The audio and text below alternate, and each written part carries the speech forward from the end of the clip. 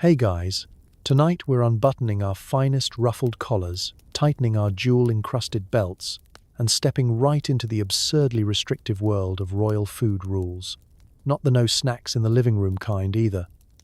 I'm talking about real historical food restrictions so brutal and bizarre, they make your local HOA seem like a carnival. These are the rules that forced kings to beg for cheese, queens to eat like nuns, and princes to develop what can only be described as chronic bread envy. So before you sneak into the fridge for a midnight snack, take a moment to like the video and subscribe. But only if you actually enjoy what I do here. Drop a comment letting me know if you've ever tried a royal diet, whether that's cabbage soup, raw celery, or just an overwhelming sense of deprivation. I love seeing where you're listening from and what snack you're smuggling into bed. Now, dim the lights. Maybe turn on a fan for that gentle white noise. And get comfortable. Let's get curious for a second. Ever wonder why so many kings look constipated in their portraits? Was it the fashion, or just centuries of enforced lentils? Could you survive the medieval ban on butter? Or would you declare civil war after a week of boiled eel? Did Henry VIII really eat swan?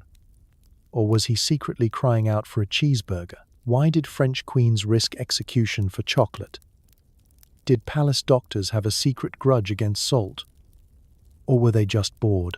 And, maybe most importantly, how long would you last if your life depended on never eating garlic, onions, or anything that looked remotely like fun? Congratulations, you've just woken up in the royal kitchens of Europe. Sometime between the Black Death and the Industrial Revolution, you're wearing tights, you're surrounded by suspiciously sober butlers, and dinner is about to be a tragic disappointment. Welcome to your first royal breakfast. Bread so white it might cause a peasant revolt, wine, that's technically breakfast juice, and a daunting checklist of forbidden ingredients. You think you're about to dine like a king? Wrong. You're about to navigate a minefield of thou shalt nots, and that's for peasants. Let's set the scene. You've survived the ordeal of getting dressed by 3 attendants, each one more judgmental than the last. You're perched at a table the length of a bowling alley, facing enough silverware to outfit a minor army. Sunlight glints off the plates, the napkins are starched with terrifying precision, and a flock of servers stands by, waiting to leap into action should you so much as glance at the butter. Except, surprise, there is no butter. Butter is for peasants, the clergy, or anyone else who doesn't mind being spiritually and physically average. You, on the other hand, will be dining with fear and dry bread. It starts innocently enough. A steaming loaf arrives, white, impossibly fluffy, so pure it practically glows. This is no ordinary bread, it's a symbol. Eating white bread tells the entire room, I am extremely important and will not tolerate bran. If your slice is even slightly beige, you'll want to discreetly slide it under the table before a courtier whispers that you've fallen from grace. Next comes the porridge, but not just any porridge. This is a bowl of milky oats, prepared by a man who's spent his life terrified of flavor. No cinnamon, no honey, and certainly no apples. Those are still under papal review. Just a bland, lukewarm slop designed to calm your humors, keep your passions from flaring up, and remind you that breakfast is about duty, not joy. You spoon it up and try to look grateful, all while dreaming of bacon and questioning your life choices. Then the meat course arrives. Or does it? It depends on the calendar. Is it a Friday, a Saint's Day, or one of the 157 days of enforced royal fasting? If so, your meat will be a piece of pickled herring, looking up at you with the same existential dread you feel inside. Not fasting? Congratulations, you get a sliver of beef so overcooked it's halfway to becoming a medieval shoe. Savor every chew. And try not to show your teeth. Dental work isn't invented yet, and you'll want to keep your molars off the king's agenda. By now, your stomach is nervous and your mind is racing. At the royal table, the real enemy isn't hunger. It's etiquette. There are more rules for eating than there are for running the country. You must not eat with your left hand, that's for witches. You must not slurp, and for heaven's sake, never reach across the table. If you're caught sniffing your food to check for poison, do it quietly. Otherwise, you'll offend the taster and probably get a memo from the head butler. Wine is poured, but don't get excited. Morning wine is watered down to the point of being suspiciously hydrating. Water, of course, is reserved for the terminally reckless and the desperately pious. Everyone else knows it's safer to take your chances with mild inebriation. Coffee is centuries away, and tea is a diplomatic incident waiting to happen. So you sip your lukewarm breakfast wine and try not to wonder why it smells faintly of regret. Now, observe your fellow diners. Nobody is actually enjoying themselves. The Queen nibbles at a crust. The bishop is mentally composing a sermon about gluttony, and half the courtiers are pretending to like whatever they're eating because they heard the chef's nephew has royal ears. Conversation is stilted because even small talk is fraught with peril. Ask the wrong question, like, "Do you miss garlic?" and you'll be sent to etiquette re-education. Under the table, there's more drama. The dogs, there are always dogs, are waiting for the first drop of food. Occasionally, a rogue spaniel will risk it all for a chunk of forbidden sausage. You can't blame them. You too would leap for scraps if you thought you could get away with it. Finally, the meal ends with a prayer, a discreet burp from the Duke, and a reminder that everything you just ate was less about pleasure and more about sending a political message. In the medieval royal world, the table isn't just a place to eat, it's a stage, a trap, and sometimes a cage, padded with tablecloths for everyone's dignity. The best you can hope for? Walk away with your reputation intact, your stomach half full, and your next meal only 12 hours and 17 rules away. Sleep well, knowing that tomorrow's menu will be just as terrifying. Think the Pope was strict? Try being a king told you can't eat garlic because it excites the passions. Onions? Too vulgar. Welcome to a world where flavor is a crime, and breath mints are redundant. You awaken at dawn in your royal chambers, ready for breakfast. You expect something grand. After all, you're the king, and your slippers are probably worth more than the average village. But before the cooks can even crack an egg, the royal confessor is already lurking in the hall, clutching a scroll and making sure no forbidden aromas drift from the kitchen. Today's sermon: the deadly sins of seasoning. In the Middle Ages, church and kitchen were often closer than you'd think. It wasn't enough to go to mass, pay tithes, and commission an occasional cathedral. If you wanted to be considered a good and pious monarch, you also had to eat like a monk with a bad sense of smell. That meant no garlic, on pain of spiritual peril, and definitely no onions, which, according to at least 2 bishops and a handful of royal physicians, could turn a noble banquet into a den of iniquity faster than you can say allium. Why? Because both garlic and onions were believed to stir the blood, cloud the mind, and inflame the senses. It's the medieval equivalent of banning coffee at a board meeting for fear someone might become too enthusiastic about quarterly sales. Garlic was considered a food for soldiers, peasants, and anyone who needed to wrestle a pig at dawn. Royals, by contrast, were expected to rise above such base cravings. You were a monarch, not a garlic-munching revolutionary. And it didn't stop there. Many courts, especially in France and Italy, created lists, actual lists, of forbidden foods for their noble tables. Garlic, onions, leeks, and even shallots were often blacklisted, relegated to the kitchens of monks, laborers, and that one guy who always brought his own lunch. Eating them risked not just your breath, but your dignity. Show up to court reeking of allium, and you might as well have worn last year's cloak, mismatched hose, or, God forbid, an actual smile. Of course, the rules weren't always enforced with perfect consistency. Some monarchs found clever ways to sneak a little flavor into their diets, bribing cooks, hiding garlic in sauces, or simply hosting private dinners where the only sin was running out of bread. But these culinary rebellions carried risks. Getting caught could mean confession, penance, or, in extreme cases, a week of eating nothing but boiled cabbage. Medieval justice was harsh, and nowhere more so than at the dinner table. Let's not forget the social consequences. If you reeked of garlic at a royal banquet, you might be accused of everything from gluttony to witchcraft to secret peasant sympathies. The court gossips were relentless. Was the Duke's flushed face a sign of romance? Or had he snuck an onion tart? Did the Queen's mysterious energy come from her beauty routine or from a contraband clove hidden in her pasty? The rumours practically wrote themselves. Meanwhile, the Church's influence loomed large. Many fasting days required meals to be simple, which was code for unbearably bland. Monastic eating rules, originally designed to keep monks focused on prayer instead of pleasure, leaked into royal protocols.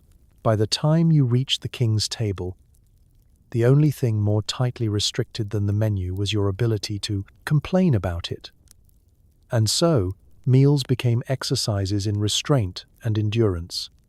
Imagine sitting through a 7-course dinner where every single dish tastes like slightly damp linen.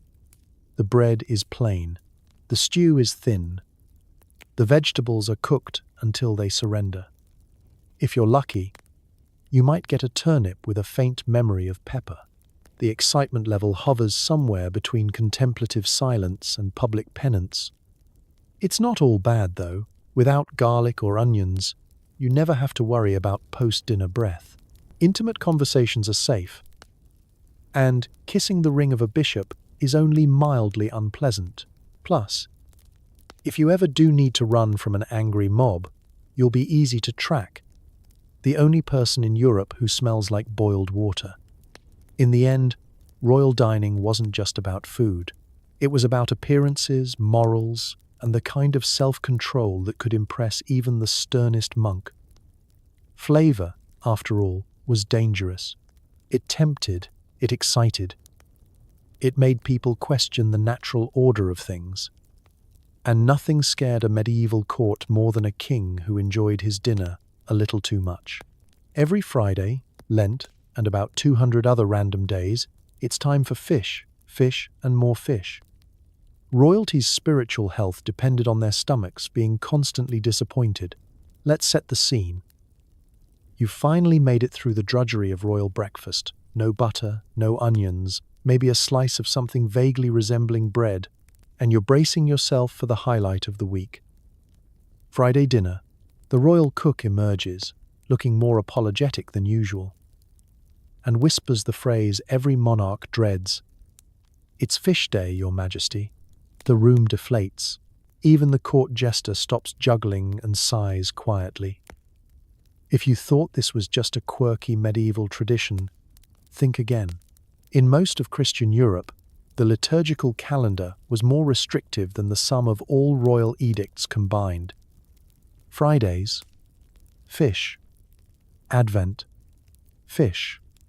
Lent, fish, until you can't remember what meat tastes like. Random saints' days? Surprise, more fish. In some years, up to half the calendar was officially meat-free. Royalty didn't just observe the rules, they performed them publicly, like actors in a particularly soggy play.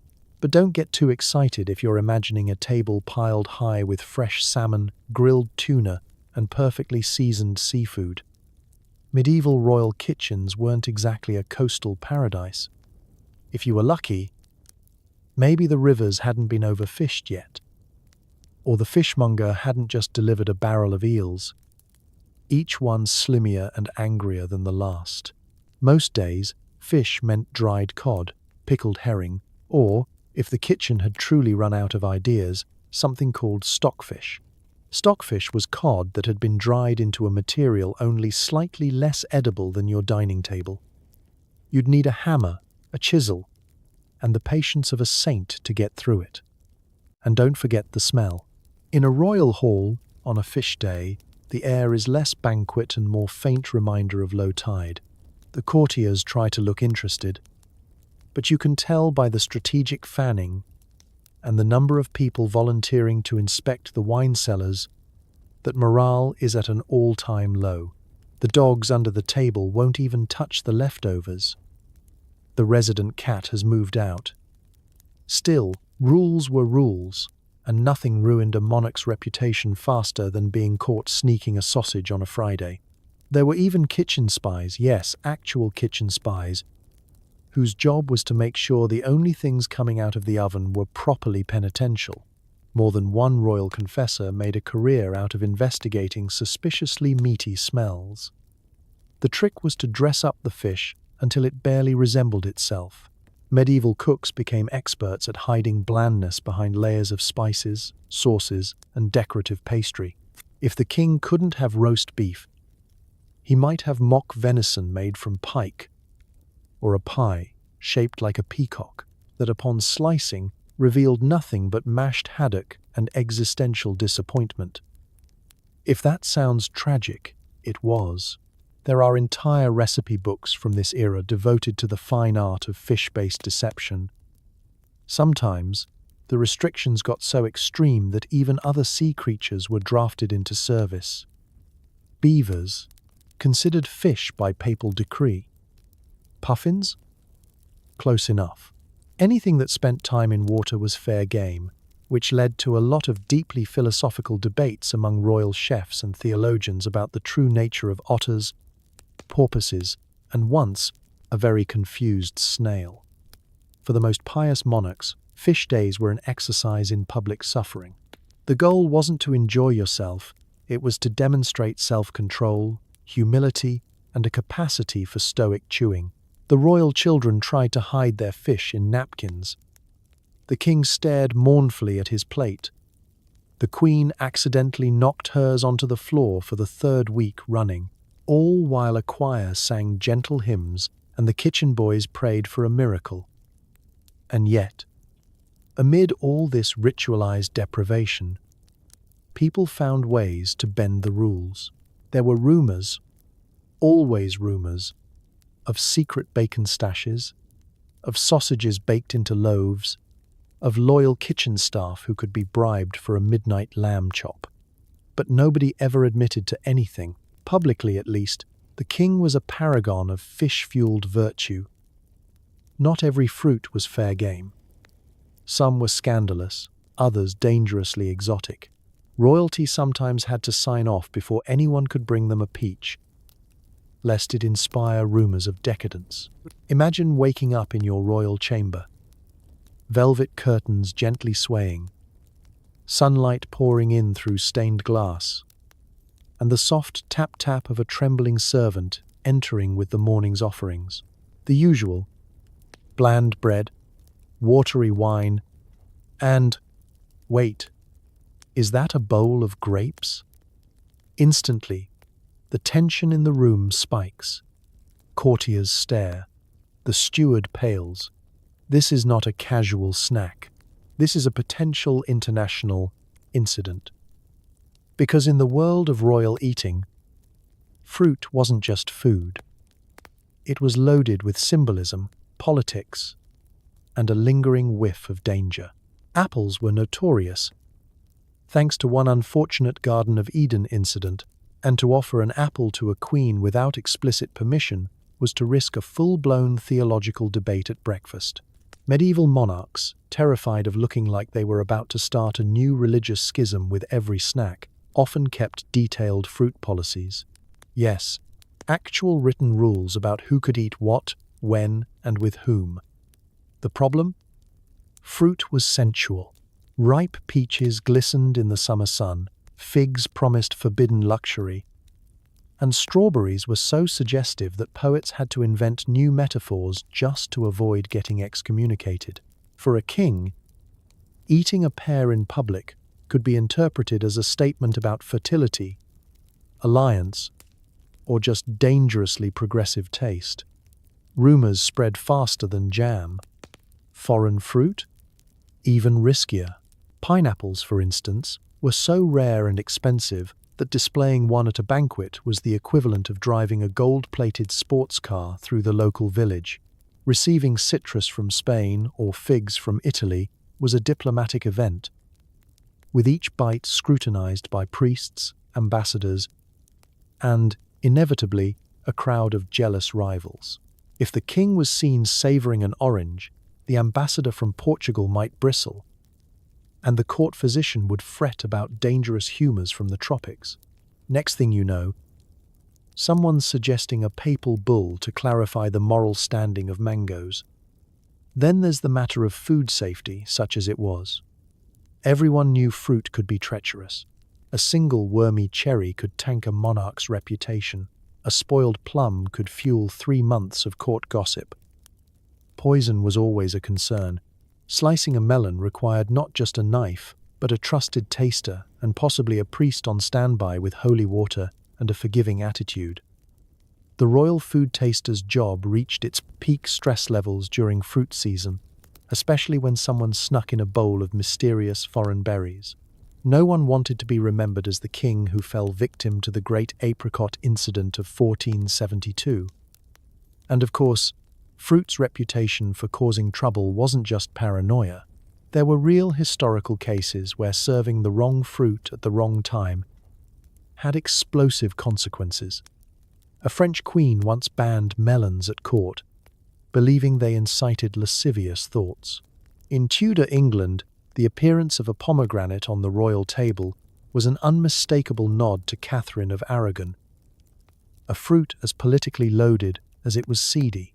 In Russia, Peter the Great's fondness for pineapples was so infamous that courtiers staged elaborate pineapple-growing contests just to curry favor, while his enemies spread rumors that all that acidic fruit was corroding his imperial temperament. Even the humble apple was rarely humble. Serve the wrong variety, and you might offend the local bishop, the foreign envoy, or your own grandmother's memory. Was it a symbol of knowledge, of temptation, or just a crunchy snack with too many implications? In the end, fruit at a royal table wasn't just food. It was theater, subtext, and sometimes outright warfare in a bowl.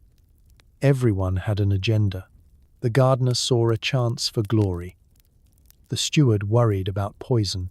The king wondered if biting into a pear would be interpreted as support for the French, while the queen quietly tried to slip a forbidden strawberry under the napkin for later. Your doctor says salt is dangerous, so goodbye flavor. Medieval and Renaissance courts employed a battalion of doctors whose main strategy for keeping you alive was making your food taste like regret. In the royal court, the word physician meant something different than it does today. Instead of a kindly general practitioner who gently encourages you to eat your greens and get some exercise, your royal doctor is a professional warrior with a strong dislike for anything remotely fun. Their true specialty? Eliminating joy, one meal at a time. As you settle down to your meticulously prepared dinner, you'll notice the food looks beautiful but somehow tastes like slightly damp cardboard. That's not a coincidence. That's medical science, as interpreted by a council of men in velvet hats who haven't washed their hands since the Crusades. Salt, they declare, is both poison and provocation, an alchemical hazard so terrifying that its presence at the table warrants a full investigation. Why such a vendetta against sodium? In theory, salt thickens the humors or inflames the blood. Phrases that sound like medieval poetry but basically mean, we don't really know, but let's ban it anyway. Royal doctors believed that anything stimulating to the palate could also overstimulate the body, causing everything from kidney stones to royal mood swings to a dangerous outbreak of personality. It wasn't always this way. In ancient times, salt was so precious it could be used as currency. Roman soldiers were sometimes paid in salt rations, the original salary. But fast forward a few centuries, and suddenly, adding a pinch to your soup is treated like a public health crisis. Especially if you're the king, whose digestion is now a matter of national security.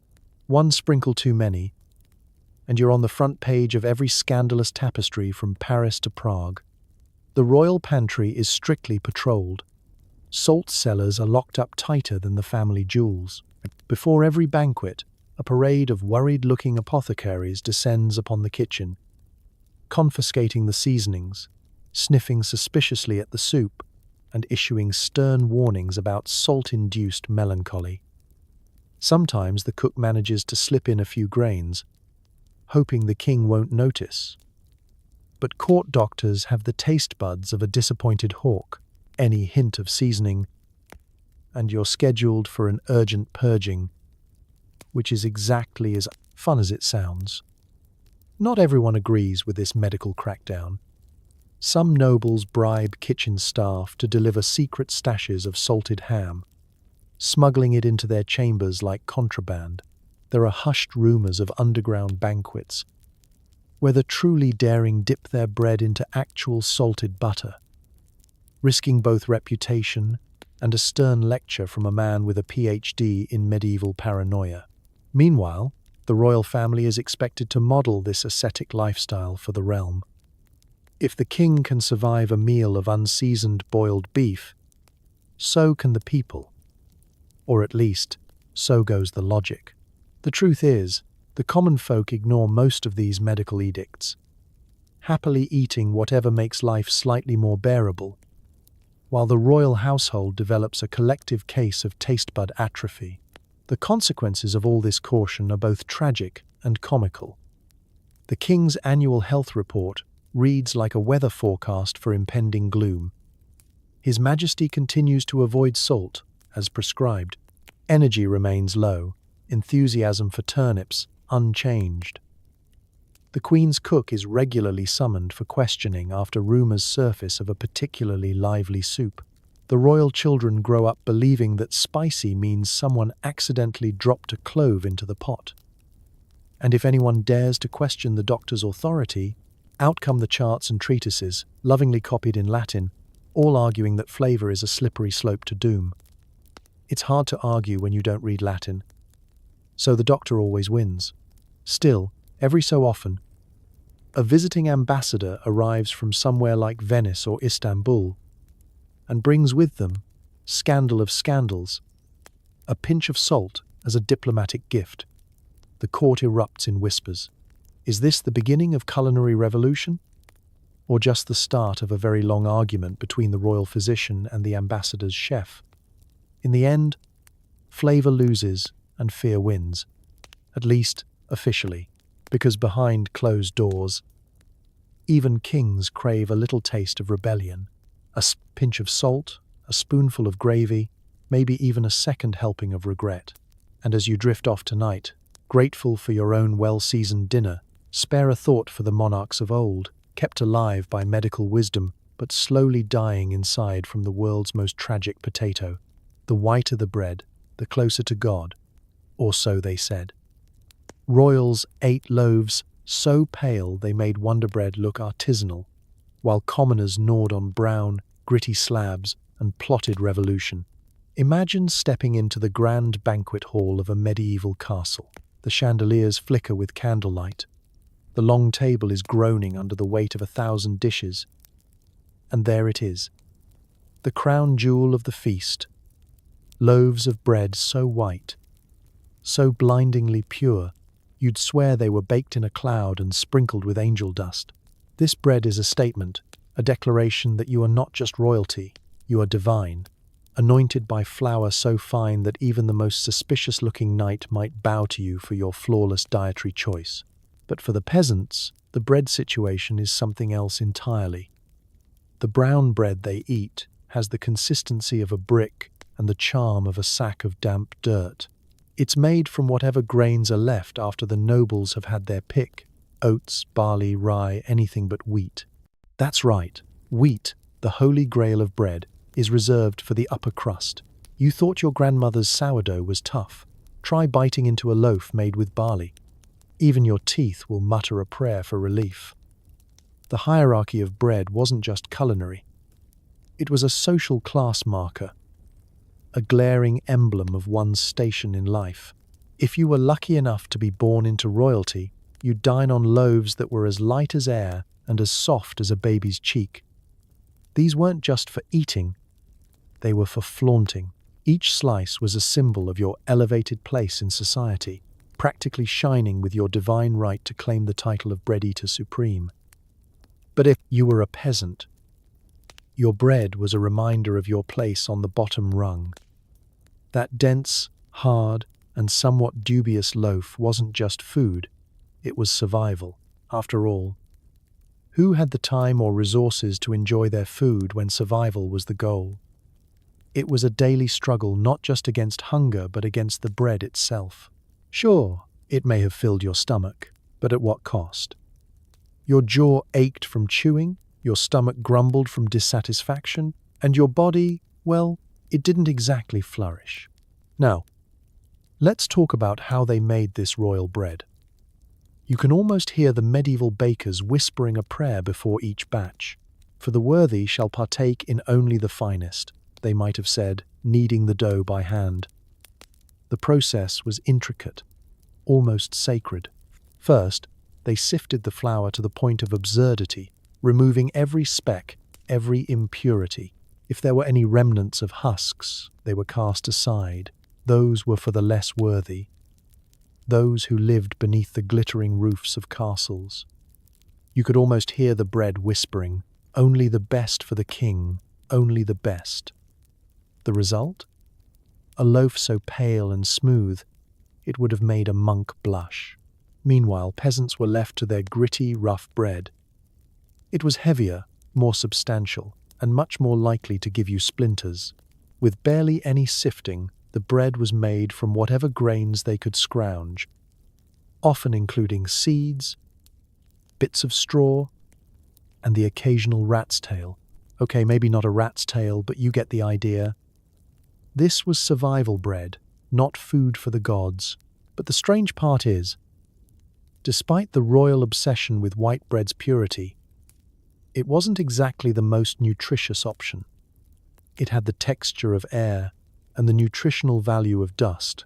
The peasants, on the other hand, often ate bread that was dense with grain, more filling, and far better for keeping you alive.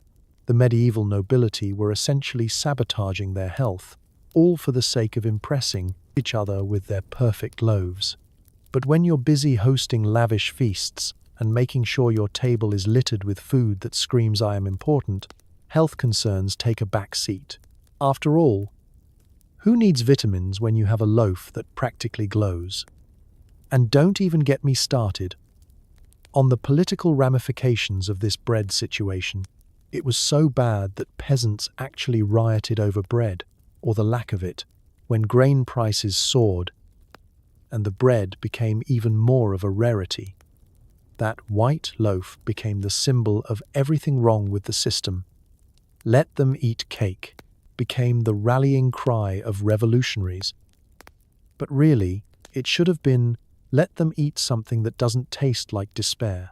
But in the royal court, these protests seemed like the distant murmurings of a far-off land. A land where bread wasn't just a daily sustenance, but a way to remind everyone who was truly in charge. You couldn't just eat any bread and be king. No, the bread had to be a symbol of your divine right to rule. And if your subjects didn't like it, well, there was always another feast, and always another loaf. Not every animal was for every monarch. Some rulers were forbidden pork for religious reasons. Others, like French royalty, shunned it because it was considered dirty. Meanwhile, peasants were probably grilling sausages in secret. You wake up in your royal chamber, feeling like the king of the world, until you remember, Tonight's feast is fast approaching, and once again, the kitchen is in a frenzy. But don't even bother dreaming of bacon. Pork is off the menu, at least for you. The reasons are as complicated and contradictory as royal family trees. In many royal courts, pork was treated with suspicion, a food best left to the lower classes, the wild countryside, or, for some, the realm of outright taboo. Religion played a big part. If you're ruling in Spain after 1492, even looking longingly at a roast pig could invite uncomfortable questions about your purity of blood. In England and France, pork carried its own baggage. It was rustic, earthy, and, horror of horrors, associated with the kind of people who didn't even own a silk handkerchief. If you wanted to look refined, you didn't eat pork. You ate peacock or capon. Or, on especially dramatic occasions, something so rare and impractical it had to be announced by a man with a trumpet. This wasn't just about manners or even health. Pork was considered unclean by some, improper by others, and too ordinary for the palate of a king. The medieval court was obsessed with status. And nothing said "I am above you" like refusing the very foods your peasants enjoyed most. But don't feel too bad for the peasants. Wherever the king's eyes weren't looking, sausages sizzled, hams were smoked, and entire pigs vanished in the night, leaving only a guilty smile and a faint smell of barbecue. Every now and then, the temptation to break the rules was too much, even for royalty. You can picture the secret midnight meeting between a desperate prince and a fast-talking cook, haggling over a forbidden rasher of bacon. These covert pork deals were as dangerous as any palace intrigue. If caught, everyone involved would face an official investigation, a sermon from the chaplain, and a written apology to Saint Anthony, patron saint of lost causes and undercooked sausages. Things got even stranger when it came to royal marriages. If a foreign bride came from a land where pork was a staple, the palace kitchens were thrown into existential crisis. Ambassadors debated protocol, chefs debated recipes, priests debated theology. The Queen's handmaidens debated whether to even mention the word bacon in polite conversation. One diplomatic blunder involving a suspicious sausage could sour international relations for a decade. Of course, the flip side was true too. Some monarchs, especially in Central Europe, embraced pork as a symbol of power, a show of abundance, and, let's be honest, an excuse to host endless feasts. A king who could serve up whole boars on silver platters was making a statement. My kingdom is rich, my enemies are hungry, and nobody tells me what to do with a pig. The result? A royal court divided between the pork positive and the pork averse. A rivalry so fierce it could only be settled with passive-aggressive banquets and veiled insults about each other's digestion.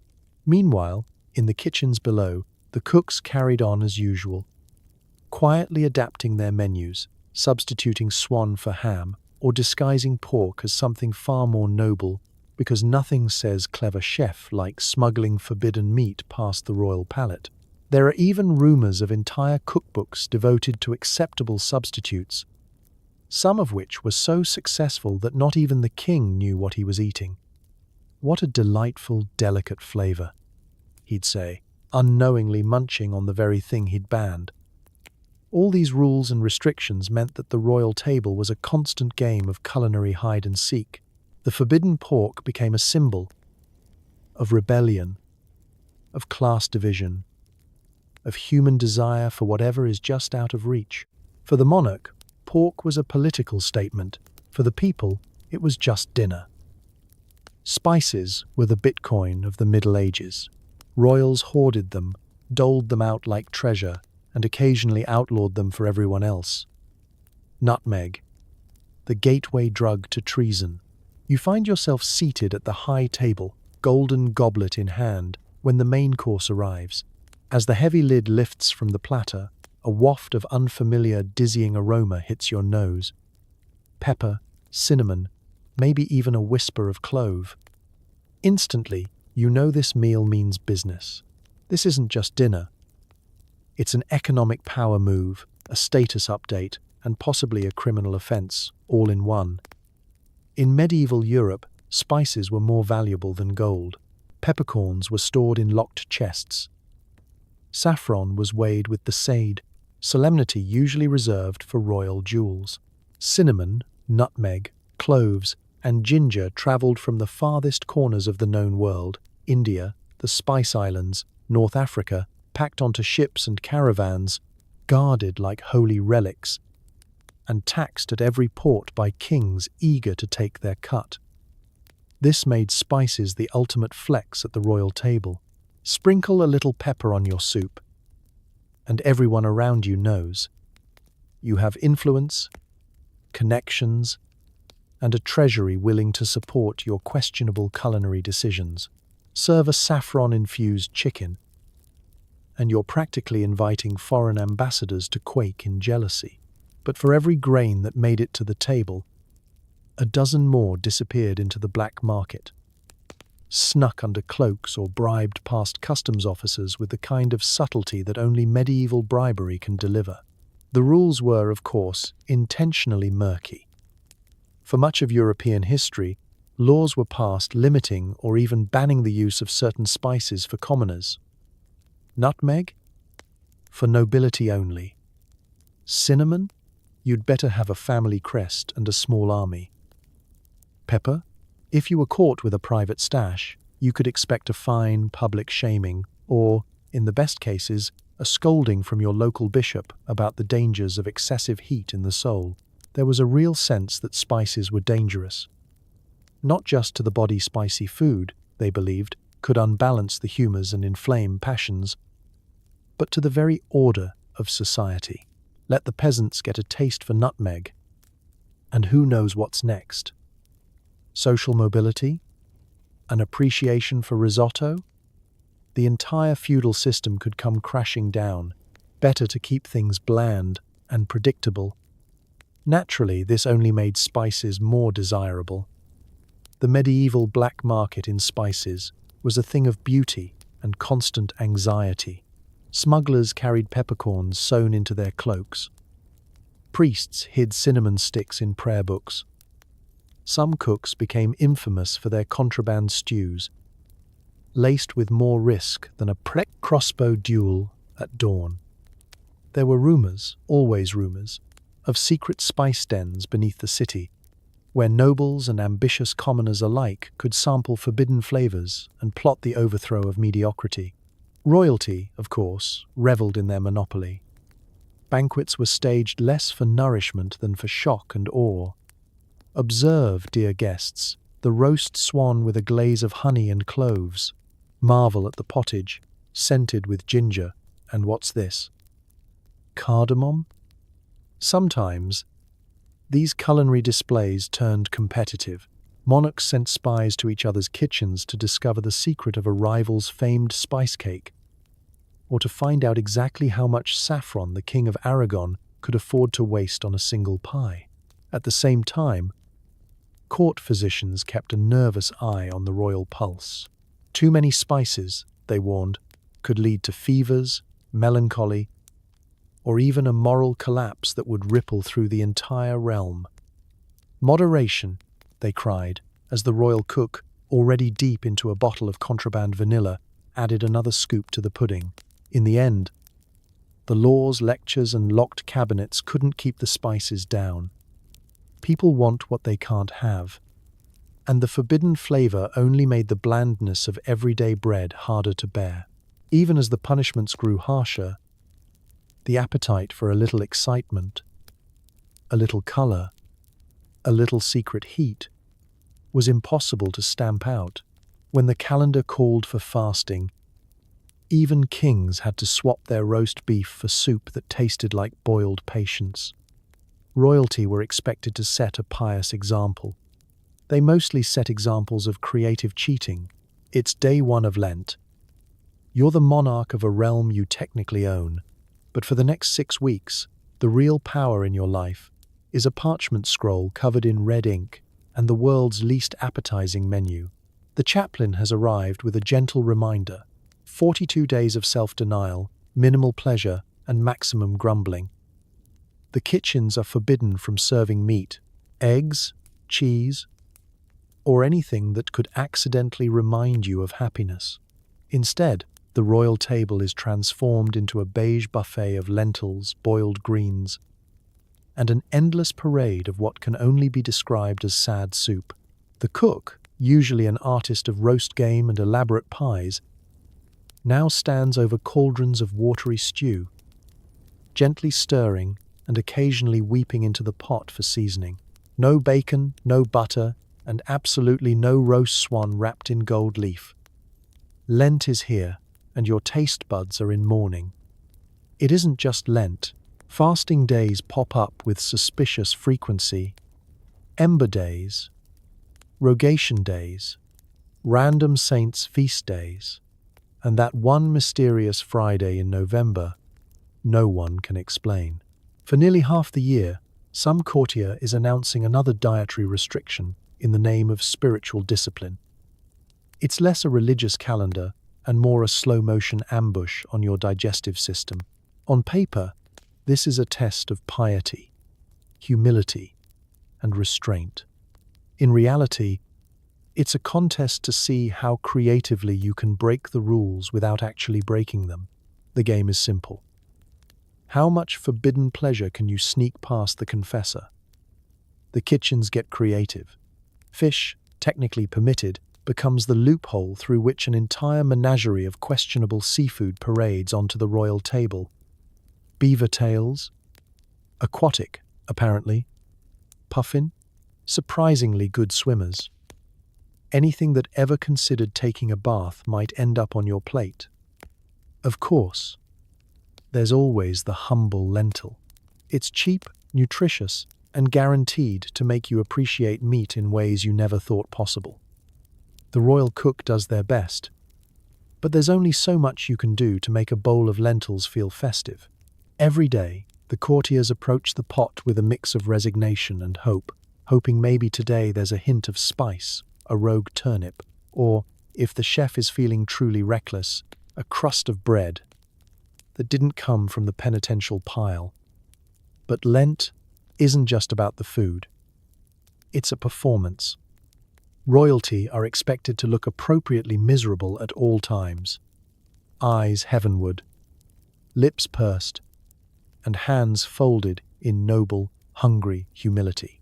Secretly, though, everyone is counting down the days to Easter, with the intensity of a child waiting for Christmas. Behind closed doors, there are rumors of midnight snacks. A sliver of cheese here, a suspiciously meaty pie there. No one ever admits anything, but the kitchen boys have learned to keep secrets. And the palace cat always seems unusually well fed during fasts. Some monarchs, desperate for variety, commission entirely new dishes designed to trick the letter of the law. Mock meats become the culinary fashion. Fish is sculpted to look like roasted fowl. Almond milk stands in for cream. Eels are baked into pies and served with so much ceremony that even the archbishop forgets what's inside. It's a yearly arms race of deception, innovation, and plausible deniability. The most legendary royal fasters manage to emerge thinner, holier, and, if they play their cards right, more beloved by the church. But for most, Lent is a time of rumbling stomachs, whispered complaints, and wild fantasies about bacon. The real miracle isn't spiritual transformation. It's surviving 6 weeks of lentil pottage without plotting a coup against your own chef. At various times, dairy was considered peasant food, suspicious, or downright sinful. Royals would rather die, and sometimes did, than be caught with a wedge of cheddar. Picture yourself as a king, decked out in silk, seated on a throne that's mostly for show and back pain. It's lunchtime, and the table is groaning under the weight of gilded platters. Roasted game, delicate pastries, jellied meats in impossible shapes. But conspicuously absent from this parade of decadence, cheese. No brie, no camembert, not even a humble smear of butter. You eye the bread, dry as the royal sense of humour, and wonder how a life so rich could be so lactose deficient. The truth is, the royal relationship with dairy was complicated, full of suspicion and snobbery. Medieval courts had a hierarchy for everything, and food was no exception. Cheese, with its rustic whiff and unpredictable textures, was just a little too honest for royal comfort. It was the food of peasants and shepherds, people who milked their own animals, sweated in the sun, and knew exactly what went into their food, because they made it themselves.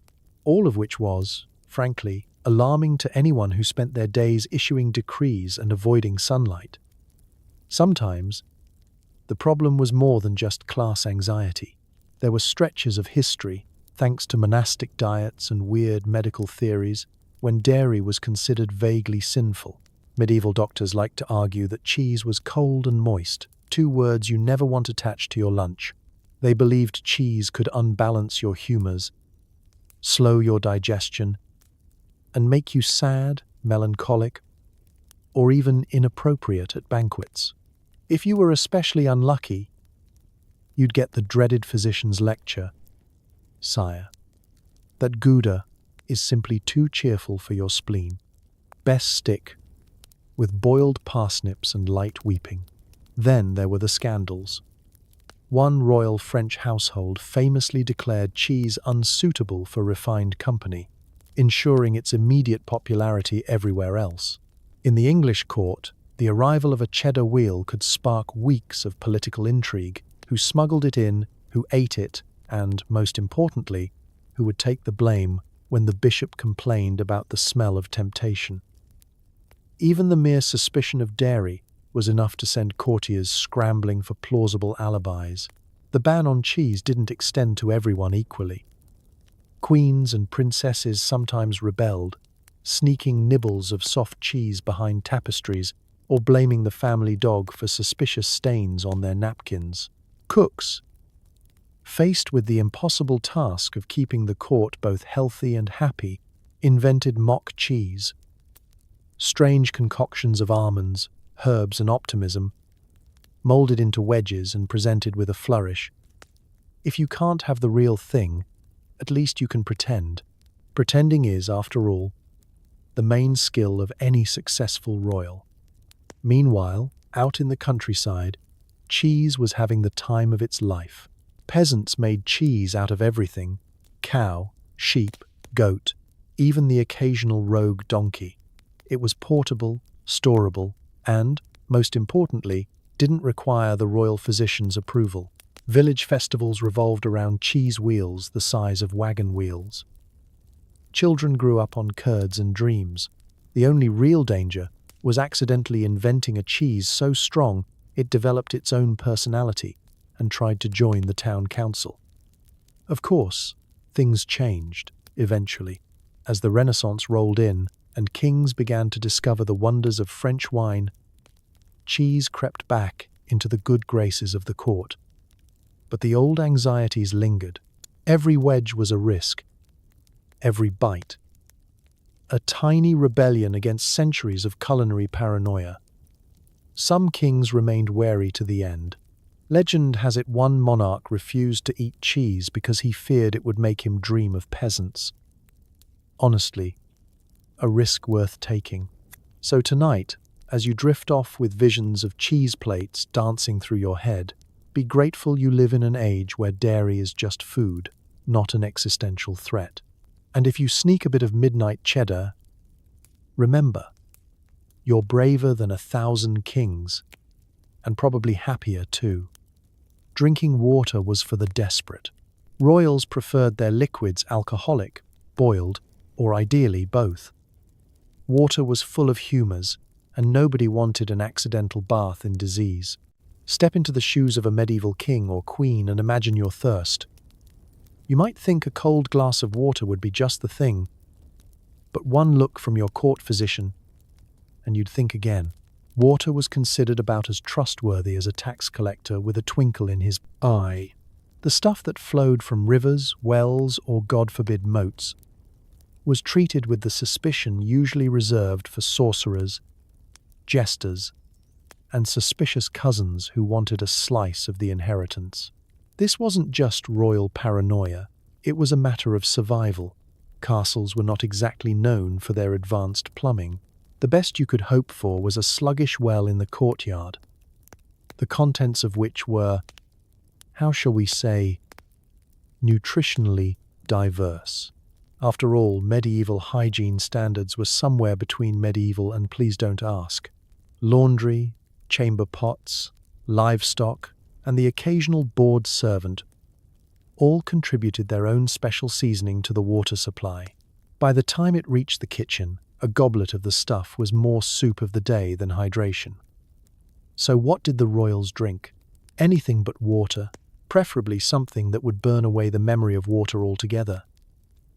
Ale and beer were the staples.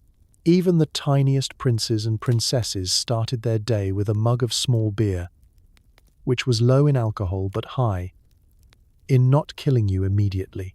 Wine, of course, was the gold standard: red, white, spiced, mulled, or mixed with honey. If you wanted to show off, you sipped wine imported from France, preferably at breakfast, with a knowing look that said, "I trust the grape, not the well." For the health-conscious monarch, there was always boiled water, served warm and, ideally, mixed with something else, like lemon, herbs, or enough sugar to launch a revolt. Boiling killed off the nastier bugs, or at least made you feel like you were trying. But woe to the servant who handed the king a glass of water with suspicious floating bits. There was no quicker way to earn a demotion, or possibly a transfer to moat cleaning duty. Physicians, always eager to justify their wages, insisted that water was packed with bad humors, invisible forces responsible for everything from headaches to failed marriages. A few sips could leave you with a fever, a stomachache, or a full-blown existential crisis. "Sire, your melancholy is from drinking the well water," they'd say, while quietly pouring themselves another mug of wine. Medieval doctors prescribed anything but water: beer for breakfast, wine for supper, and maybe a dash of posset, hot milk curdled with ale, which somehow managed to be less appetizing than either ingredient alone. For those cold, lonely castle nights. Of course, these rules were never perfect. Sometimes, when supplies ran low or the wine shipments were late, desperate times called for desperate measures. That's when someone would make the dangerous suggestion: "Perhaps we could try the water." The silence would be deafening. The king would sigh. The queen would cross herself, and the royal taster would start making his peace with the saints. Meanwhile, peasants didn't have much choice. They drank from the same rivers they bathed in, washed their tunics in, and occasionally fished the neighbor's hat out of. Their immune systems became legendary, forged in the fires of repeated, dubious hydration. For them, the danger of water was just another fact of life, one they managed with a combination of luck, indifference, and beer. Still, even in the highest halls, the suspicion of water never truly faded. If you visited the royal kitchens at midnight, you might find the cooks boiling pot after pot, adding herbs, wine, and prayers. On feast days, when the fountains ran with wine, the children danced, and the royal physicians breathed a sigh of relief, knowing that the only thing in danger was the king's dignity. Table manners were deadly serious. Drop a beat on your white tablecloth, and you might find yourself exiled, or at least moved down the line of succession. It all began with the linen. In royal courts, the tablecloth wasn't just a handy way to keep the table from sticking to your forearms. It was a weapon of social warfare. The cloth had to be dazzlingly white, impossibly crisp, and so thoroughly starched it could double as a shield in a pinch. When the servants laid it out, you'd swear they were unrolling a scroll of law. In a sense, they were. One wrong move, and you'd be breaking all the rules. Now, imagine you're sitting at this table. The king is at one end, inspecting the tablecloth as if it holds the secrets of the realm. The queen is halfway down, her napkin folded so sharply it could slice cheese, and you, just a humble duke, or maybe the second cousin of a prince, are sweating bullets over a plate of boiled turnips, praying none of them leap to freedom and roll across the immaculate white. Why the obsession? Clean linens were the sign of true civilization. They said, "We are not peasants who wipe our faces on our sleeves and consider dirt a condiment." A white cloth proved your household could afford soap, servants, and an annual supply of drama over gravy stains. The whiter the cloth, the purer the bloodline. Or at least, that's what you wanted the visiting dignitaries to believe. Of course, this led to table manners, so elaborate they would give modern etiquette coaches a migraine. Forks had to be held just so. Knives could only be wiped on designated bread. And don't even think about licking your fingers. Unless, of course, you were the king, in which case you set the fashion by doing whatever you liked and pretending it was tradition. There were elaborate codes for everything: where to set your spoon, when to sip your wine, and how to politely ignore the fact that your neighbor just dropped a parsnip into his lap. The stakes were high, especially for the up-and-coming noble. One errant splash of pottage, one smudge of jam, and your social ambitions could be dashed for a generation. Gossip traveled fast, faster than the serving boys. There are tales of dukes who never recovered from a single butter blotch, doomed to eat at the far end of the table, next to the salt, and out of earshot of anything interesting. Some monarchs took the whole thing to new heights. Louis XIV, the Sun King himself, was known to inspect the tablecloth for imperfections, reportedly sending servants into fits of panic with a single well-placed eyebrow raise. In Russia, the Tsar's linen was so prized that it had its own guard, lest a crumb of rye sully its glory. The English Tudors, never once to miss a good opportunity for drama, would change tablecloths between every course, each new cloth whiter than the last, as if daring the guests to find fault. Behind the scenes, a small army of laundresses toiled in a never-ending war against stains. Beet juice, red wine, the occasional rogue cherry. They faced it all with cauldrons of lye and the haunted look of people who'd seen too many royal banquets. For them, a successful dinner was one where no one noticed the linens at all. But for you, seated in the candlelit splendor of the great hall, every movement is a test. Will your soup stay in the bowl? Can you eat a grape without catastrophe? Is your napkin folded properly? Or is it about to betray you? Every meal is a performance, and the tablecloth is both your stage and your critic. Every bite was a gamble. Poisoned pies, laced stews, and suspiciously green gravy made food tasting a full-time job, one you'd rather not win. In the candlelit depths of the royal dining hall, there sits a person with the most stressful job in history: the court taster. Their resume? Strong stomach, quick reflexes, and a complete lack of self-preservation instincts. When you hear eating for a living, you might think of celebrity chefs or enthusiastic food critics. The medieval taster had a different slogan: survive dinner, get paid tomorrow. Being a royal taster wasn't glamorous. The job paid well, because if it didn't, no one would take it, but the hours were short, mostly because the career expectancy was also short. Each day began with a round of heartfelt prayers and possibly a tearful goodbye to the family. Then came the tasting: a forkful of roast, a nibble of pie, a quick sip of wine. The taster had to sample everything before the king, queen, and important guests touched a single crumb. Why? All this paranoia, because poison was the true flavor enhancer of royal cuisine. If you wanted to climb the ladder in court, or skip a few spots in the line of succession, a little something extra in the stew was a classic move. Nobles, rivals, and even bored siblings were suspected of hiring shadowy cooks to spice up the royal menu with a pinch of arsenic or a dash of ground nightshade. Forget food allergies, this was full-on food warfare.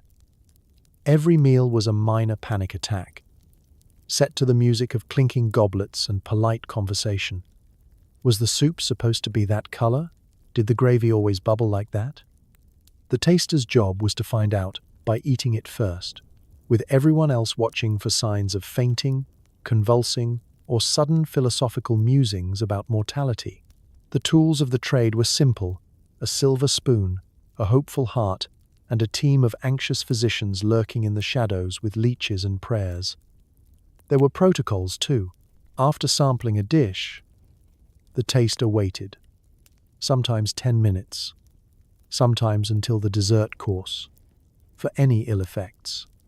A good day ended with a polite burp.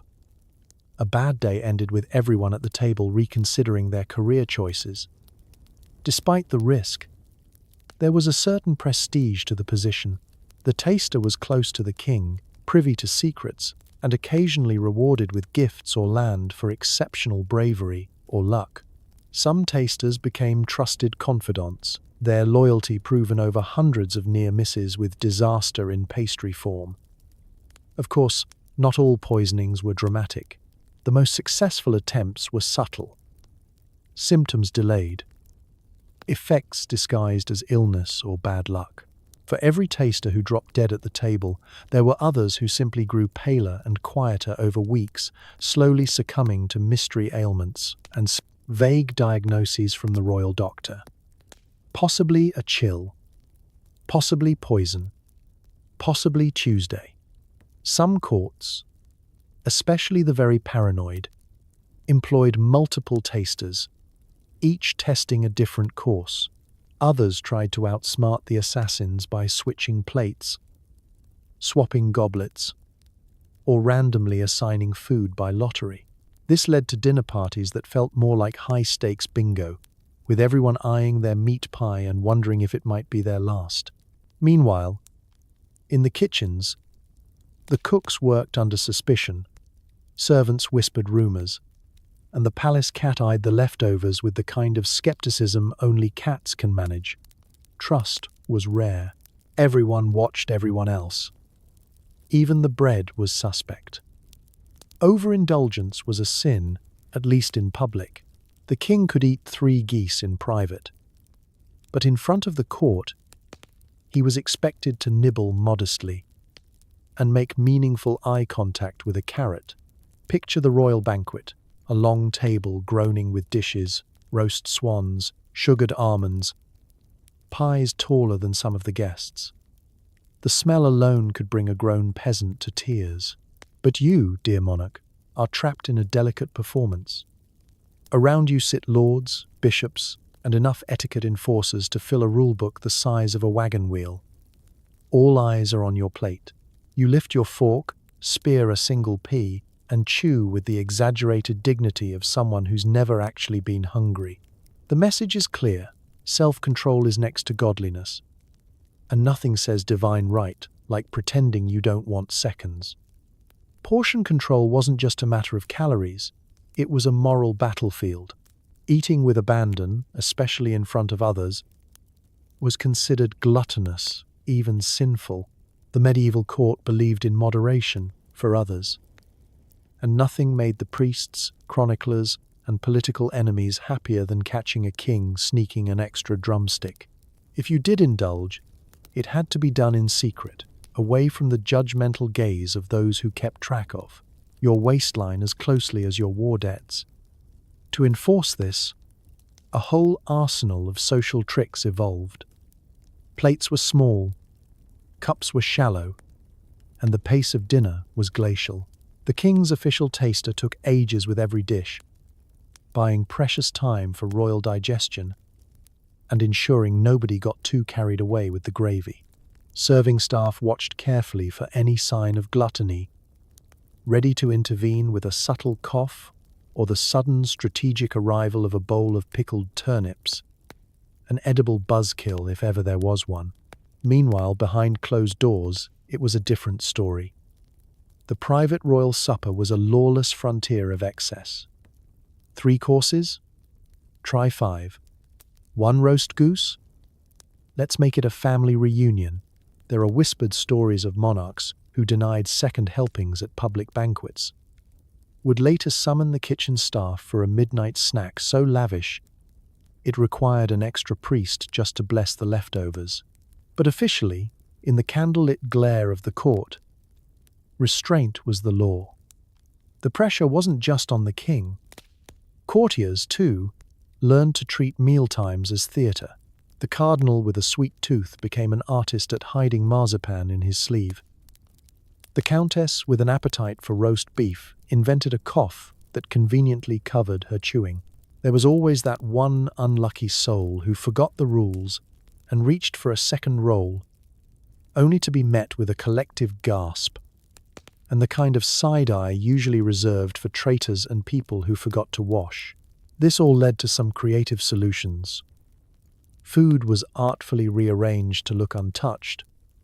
Napkins concealed uneaten bites, which were later spirited away by sympathetic servants, and everyone pretended not to notice the dog lurking under the table, doing the king's dirty work one stealthy drumstick at a time. Of course, all this discipline was supposed to send a message. If the king could resist temptation, so could his subjects. Moderation was a virtue, unless you had the means, privacy, and appetite to do otherwise. The only thing bigger than the royal feasts was the conspiracy to act like you didn't care. Craving chicken? Sorry, that's for commoners.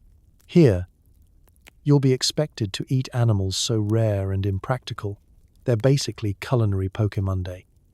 You sit down at the king's table, stomach rumbling, secretly hoping for something simple. But tonight's menu reads like the roll call at Noah's Ark. Roast swan, glazed peacock, and, wait for it, braised porpoise. These aren't just dinner options. They're flexes, designed to remind everyone that you're not just eating, you're making a statement. In the medieval royal world, the rarer and more inconvenient the animal, the higher your status. It's not just about being fed, it's about proving you have the power to commission a kitchen disaster at any time. The logic was flawless. If you're a king with unlimited boredom and a pathological need to show off, want chicken? Sorry, you'll have to slum it with the peasants.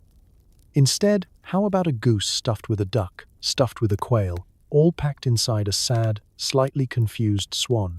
If it sounds like a recipe invented by someone sleep-deprived and showing off at the world's first food festival, that's because it pretty much was. Peacock, in particular, was the Instagram bait of its day. The cooks would roast it, then carefully redress it in its own feathers, complete with a gilded beak and sometimes a tiny, edible crown.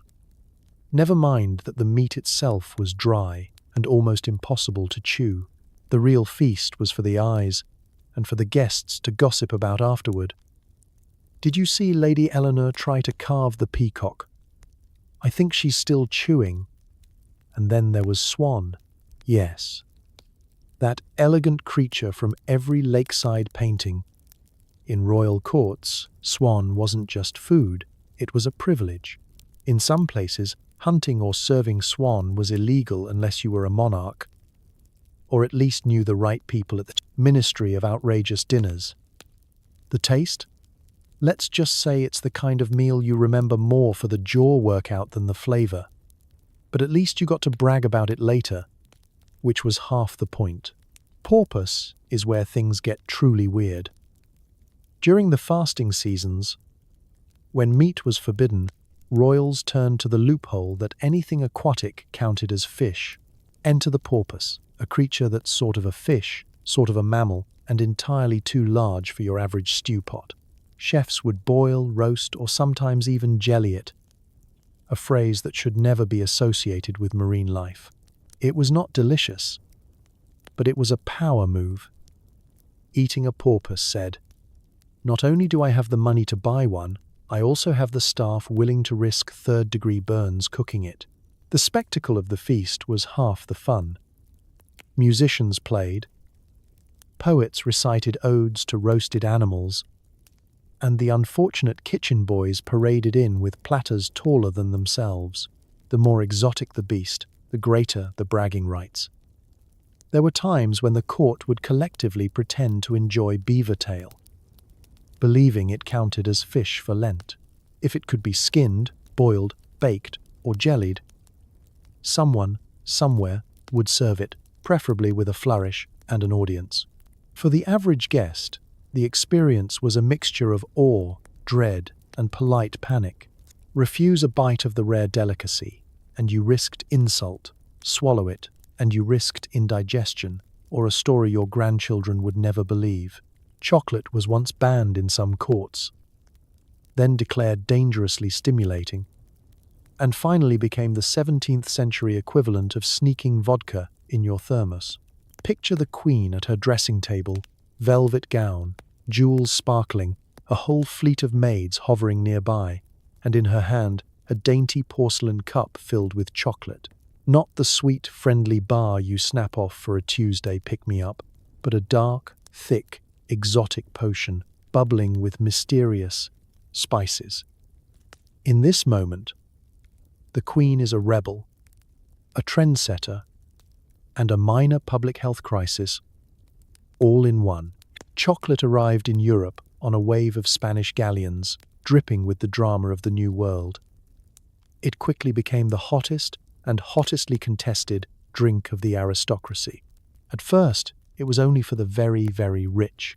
Just a cup of the stuff cost as much as a new carriage. And drinking it was a public declaration that you were both wealthy and unbothered by things like dental bills. Monarchs who wanted to look extra powerful had artists paint them mid-sip, their lips artfully stained, their eyes twinkling with caffeine and mild danger. But with popularity came suspicion. Some doctors fretted that chocolate was heating to the blood, a medieval diagnosis meaning might give you ideas. Priests muttered that it inflamed passions, especially in women, and that a single cup could send a duchess down the path of dangerous self-indulgence, maybe even poetry. Some courts responded by banning chocolate outright, reasoning that any drink capable of making people this happy must be subversive, or at least bad for the moral order. Naturally, this made chocolate even more tempting. Queens and high-born ladies organized secret chocolate parties behind closed doors. Gossip raced through the palace. "Did you hear? The Duchess had 2 cups last night, and now she's redecorating the library and talking about liberty." Chocolate became the forbidden fruit of the boudoir, sipped from gilded cups with as much ceremony as a royal wedding, and twice as much intrigue. It wasn't just about the taste. The ritual of drinking chocolate was as luxurious as anything in the palace. The beans had to be roasted, ground, whipped into froth with rare spices, and then blended with sugar, a rare and expensive treat in its own right. Special servants, called chocolatiers, appeared in wealthy households, armed with copper pots and an air of extreme secrecy. The noise of the whisk, the scent of cinnamon and chili, these were the whispers of rebellion, floating down the corridors as courtiers pretended not to notice. Some kings, unable to resist the trend, publicly scorned chocolate while privately drinking gallons of it. Louis XIV, the original influencer, once banned chocolate at Versailles, only to commission his own private chocolatier for medical reasons. The real medical reason? Chocolate tasted better than boiled turnips and had fewer rules attached. Even outside of royal circles, chocolate's reputation was mixed. Some claimed it cured everything from headaches to heartbreak. Others said it caused dangerous ideas, like democracy, or even worse, dancing after dinner. The debate raged for decades. The one thing everyone agreed on? Nothing was more deliciously subversive than a steaming cup of chocolate when the church bells chimed for evening prayers. Not all booze was created equal. Royals drank wine, champagne, or anything imported at great expense. Beer was for peasants, unless you were German, in which case beer was for everyone, including the horses. It's banquet night in the royal palace, and the great hall is alive with the sound of clinking goblets and questionable toasts. Servants weave between the tables, balancing trays piled with silver pitchers and bottles, so expensive they practically require a security escort. But what's inside those fancy bottles isn't just a matter of taste, it's a matter of royal protocol, class, and a little bit of international snobbery. Let's start with wine. In most of Europe, wine was more than a drink. It was a lifestyle, an art form, and sometimes a replacement for actual water. The French and Italian courts in particular developed an entire universe of rules around the grape. There were wines for breakfast, light and sweet, wines for dinner, bold and expensive, and special ceremonial wines for those moments when the king needed to make a point, like outlasting his guests or toasting to a truce while silently planning a betrayal. The type, age, and even the vessel for wine were all carefully curated, with goblets so ornate you'd feel guilty drinking anything that didn't cost at least a month's wages. Champagne was another story.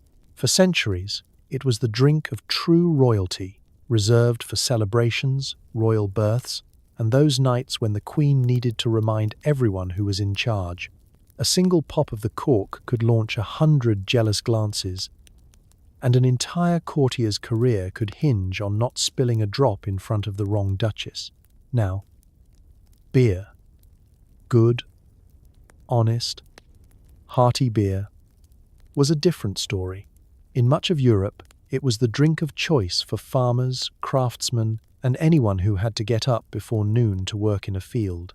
The water was often dangerous, so beer was brewed weak enough to drink all day, but strong enough to keep you hydrated and happy, at least until the next tax collection. If you were a peasant, you could expect beer at every meal, even breakfast. For the royal family, though, drinking beer in public was about as acceptable as admitting you liked turnips.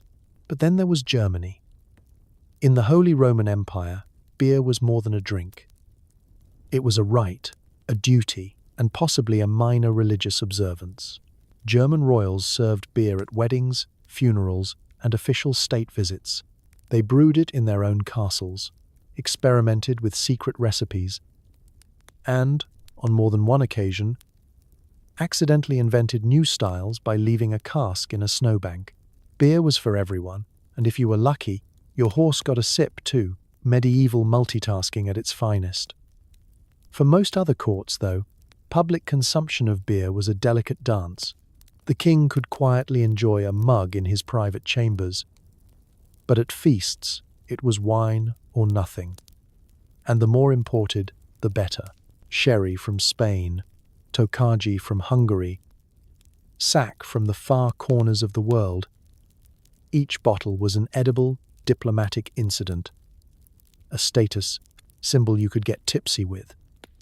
The only thing frowned upon more than drinking beer in public was being seen drinking out of a wooden cup.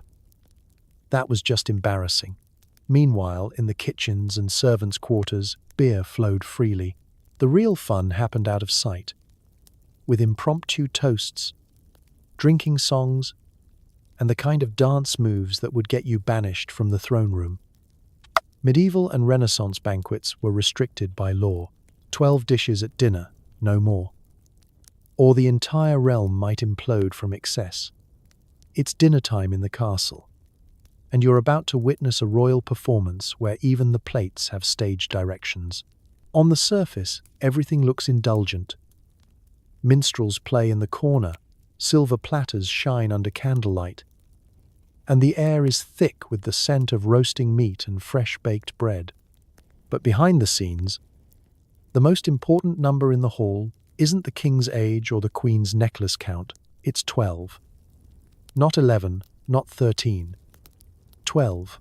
Welcome to the land of portioned plenty, where laws, actual laws, determine how many courses can hit the table. You might think these rules were designed to stop waste or protect the common folk from hungry nobles, but really, they were more about optics and envy management. Too few courses, and you risk looking cheap. Too many, and the bishop starts muttering about the dangers of gluttony by candlelight. The royal household walked a tightrope. Feed the guests, impress the ambassadors, and keep the city's gossip mongers hungry for more. How did this system work? The meal began with a parade of appetizers, each one more confusing than the last. Jellied eels, almond paste shaped like fruit, a soup so thin you could see your own existential dread reflected in the bottom. These were followed by a series of roasts, some of which were birds, some of which were, alarmingly, mammals you wouldn't recognize unless you'd spent time in a medieval bestiary. All artfully arranged, all counted. Heaven forbid the kitchen accidentally slip in a 13th dish. Rumor had it that a single extra meat pie once triggered a minor scandal and 3 days of public penance for the cook. Why the limit? Well, like most things in royal life, it was part religious discipline, part class warfare, and part administrative headache. Medieval sumptuary laws, those delightful regulations about what you could eat, wear, or spend, were a constant balancing act. The church wanted to prevent sin, the treasury wanted to prevent debt, the local miller wanted to prevent everyone from starving after the king ordered 400 pastries for a Tuesday luncheon. 12 dishes became the sweet spot, enough to dazzle, not enough to send the local economy into famine. If you were a particularly ambitious monarch, you might try to game the system. Chefs would combine courses, 3 tiny birds stuffed inside a single pie, which counted as 1 dish, not 3. A salad with 12 different leaves was technically still just a salad. One clever queen reportedly had her cooks stack dishes in towers, creating the illusion of bounty while skirting the letter of the law. Auditors were occasionally called in to check that, yes, this was 12, not a sneaky baker's dozen. Meanwhile, the guests played their own game. How to pace yourself so you could survive all 12 without collapsing into your napkin. Every course brought new drama. Was it time for the spiced beef? Or were you still on the interlude of pickled fish? A wrong move and you'd find yourself full before the main event, stuck sipping weak wine and hoping no one noticed you'd left your duck breast untouched. Doctors didn't just restrict food for fun, they prescribed menus. One day you're on the wet foods diet for melancholy, the next it's all dry toast and cold pears for excess heat. Being a royal meant never quite knowing what you'd be eating or why. Was tonight's supper a celebration, a cure, or a slow, diet-induced punishment? In the medieval and Renaissance courts, your personal doctor wielded more power over your plate than any chef. These were not men of culinary skill. These were professional warriors, armed with ancient textbooks, questionable logic, and a bottomless pit of dietary anxieties. Everything boiled down to the 4 humors: blood, phlegm, black bile, and yellow bile. Your body, it was believed, was a fragile stew that needed constant tweaking. Too much excitement? Clearly your blood was running wild. Feeling sluggish? That was the phlegm. If you dared to sneeze in public, the doctor was on it, prescribing you a week of leek broth, followed by an immediate switch to something drier and less likely to excite your spirits. The menu changed with your mood. If you looked cheerful, you'd be brought pomegranates and cool water. Seemed a bit gloomy? The royal physician prescribed boiled chicken and moist breads. For headaches, it was lettuce soup. For ambition, probably cold porridge and disappointment. A little too peppy in the morning? That meant extra prunes for supper. The royal kitchens became an edible pharmacy. Every dish designed to push you toward balance. A balance that, by some miracle, no one ever quite achieved. One of the most dreaded meals was the purge. Sometimes, just to keep things interesting, the doctor would declare that you needed a thorough cleansing of the humours. This meant a special menu of stewed rhubarb, boiled leeks, and strong, unflavoured broths. You could almost hear your taste buds weep. The royal family would shuffle through these days in silence, each silently blaming the others for their current lack of energy and enthusiasm. Even the seasons weren't safe. Summer was for cooling foods, cucumbers, cold fruits, and watery soups. Winter was for heating foods, like spiced wine and roast meats. Unless, of course, you showed signs of overheating, in which case, back to the lettuce you went. The theory was simple: balance opposites. The result was not.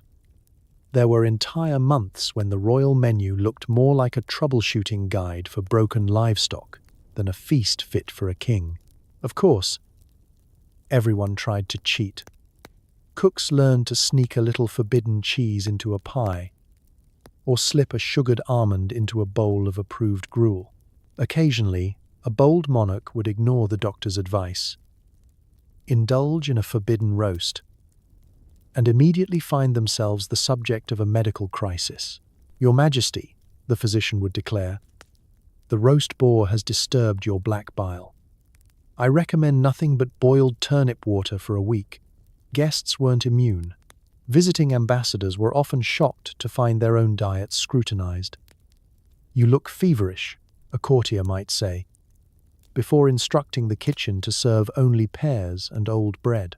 Disagree, and risk offending both your host and the resident medical authority. At royal banquets, the safest course was to nibble whatever was placed before you, nod thoughtfully, and hope for a quiet evening with no side effects. Looking back, it's clear that royal eating wasn't just about status, it was about survival. Every meal was a gamble, every dish a calculated risk in the endless quest for perfect humoral balance. So tonight, as you settle into bed with your own menu of snacks, perhaps some ice cream, maybe a sneaky cookie, be grateful that your physician doesn't write your grocery list. Sleep well, and may your dreams be rich, flavorful, and medically unremarkable. Forks were scandalous.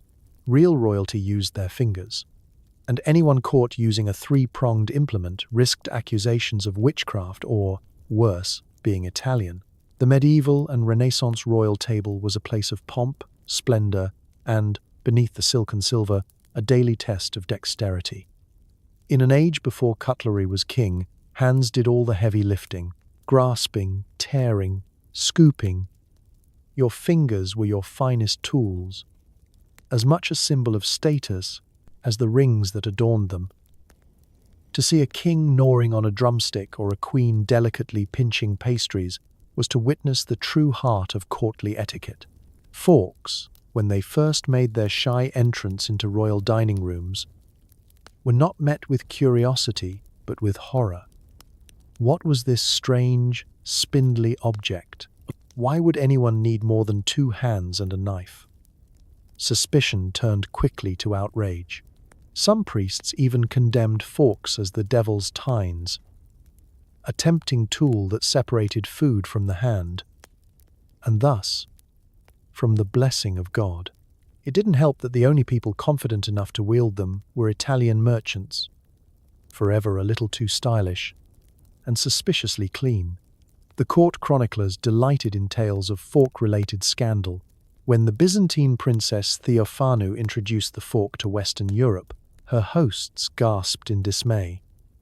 "She eats with tiny tridents," they whispered. "Is she summoning Poseidon, or just incredibly bad at finger food?" Invitations to dinner with Theophanu became the stuff of legend.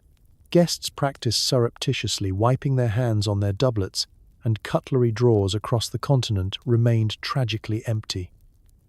Royal etiquette manuals doubled down on hand eating. Entire chapters were devoted to proper tearing technique. One must break bread gracefully, never maul it. One must carve meat with authority, but never appear savage. The sauce was to be scooped with a crust or, if desperate, a discreet swipe of the pinky. Napkins became weapons of mass concealment, hiding greasy fingers and the occasional evidence of over-enthusiasm. The absence of forks did not mean a lack of style. The king might wear a velvet glove on one hand, removed only for the act of feasting.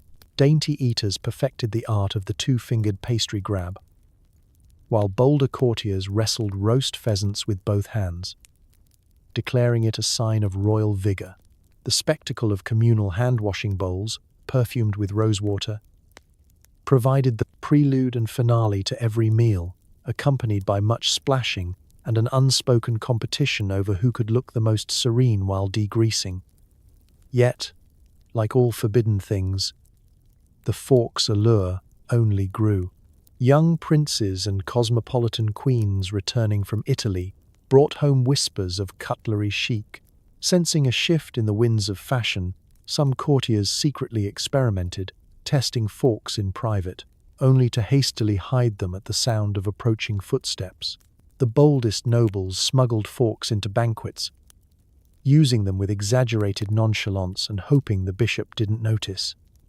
Eventually, the fork won. By the late Renaissance, the tide had turned. Forks became acceptable, then trendy, and finally unavoidable, another symbol of royal refinement, joining the napkin and the 1,000-piece place setting. But for generations, the true mark of royal dining was a set of well-washed hands, and the confidence to eat swan, pie, or even porpoise with nothing but your fingers and a complete disregard for future laundry. The king's digestive system was of national concern. Eating after sunset could cause nightmares, indigestion, or political instability. Royalty in the Middle Ages lived under a regime of rules so specific. Even their stomachs were not free. Forget midnight snacks, those weren't just frowned upon. They were practically a threat to the stability of the realm. The court physician, a man whose job was part doctor, part oracle, and part food inspector, decreed that no food should pass the royal lips once the sun dipped below the battlements. The reasoning? Apparently, the digestive process was as delicate as court intrigue, and the darkness brought out not just ghosts, but also humors with sinister agendas. Evening in the castle was a time of gentle panic. The servants would watch the windows, tracking the sinking sun with the intensity of astronomers. Kitchen boys raced to deliver supper before the bell tolled, and the royal clockkeeper developed a nervous twitch. If you found yourself still holding a fork at dusk, you had a decision to make. Inhale your food like a commoner, or risk spending the night wrestling with what the doctors called the terrors. Those terrors ranged from indigestion and gas, public enemy number one in a court obsessed with etiquette, to the much more abstract threat of bad dreams, which could allegedly influence state decisions. This curfew wasn't just superstition, it was official policy, sometimes written down and strictly enforced. It was believed that the stomach slept after dark, and disturbing it was not only bad manners but borderline heretical. You, as a royal, were required to be a beacon of health and restraint. Even if your stomach was rumbling, you'd smile politely and declare, "No, I couldn't eat another bite," as your eyes drifted longingly to the last slice of pie. Royal physicians took their curfew duties seriously. Some would stage evening stomach checks, pressing cold hands to noble abdomens, and making dire predictions if they suspected an unauthorized grape had been consumed after sunset. The risk of a sleepless, haunted night was a favorite warning. "Sire," the doctor might say, "an after-dark pastry will surely bring you visions of defeat at the next battle. Never mind the real dangers of ruling a kingdom." The true threat was clearly late-night cheese. The rule didn't just apply to the king. Courtiers, ever eager to imitate and impress, adopted the curfew with grim enthusiasm. The lucky ones stashed snacks in their chambers, developing elaborate systems for smuggling cold chicken under their robes. The less lucky resigned themselves to digestive teas, which tasted like disappointment, and were brewed by candlelight with much sighing and side-eye. As for the common people, they were mostly too busy surviving to care about royal stomach drama. But in the rare event, a peasant managed to sneak into the castle as a servant.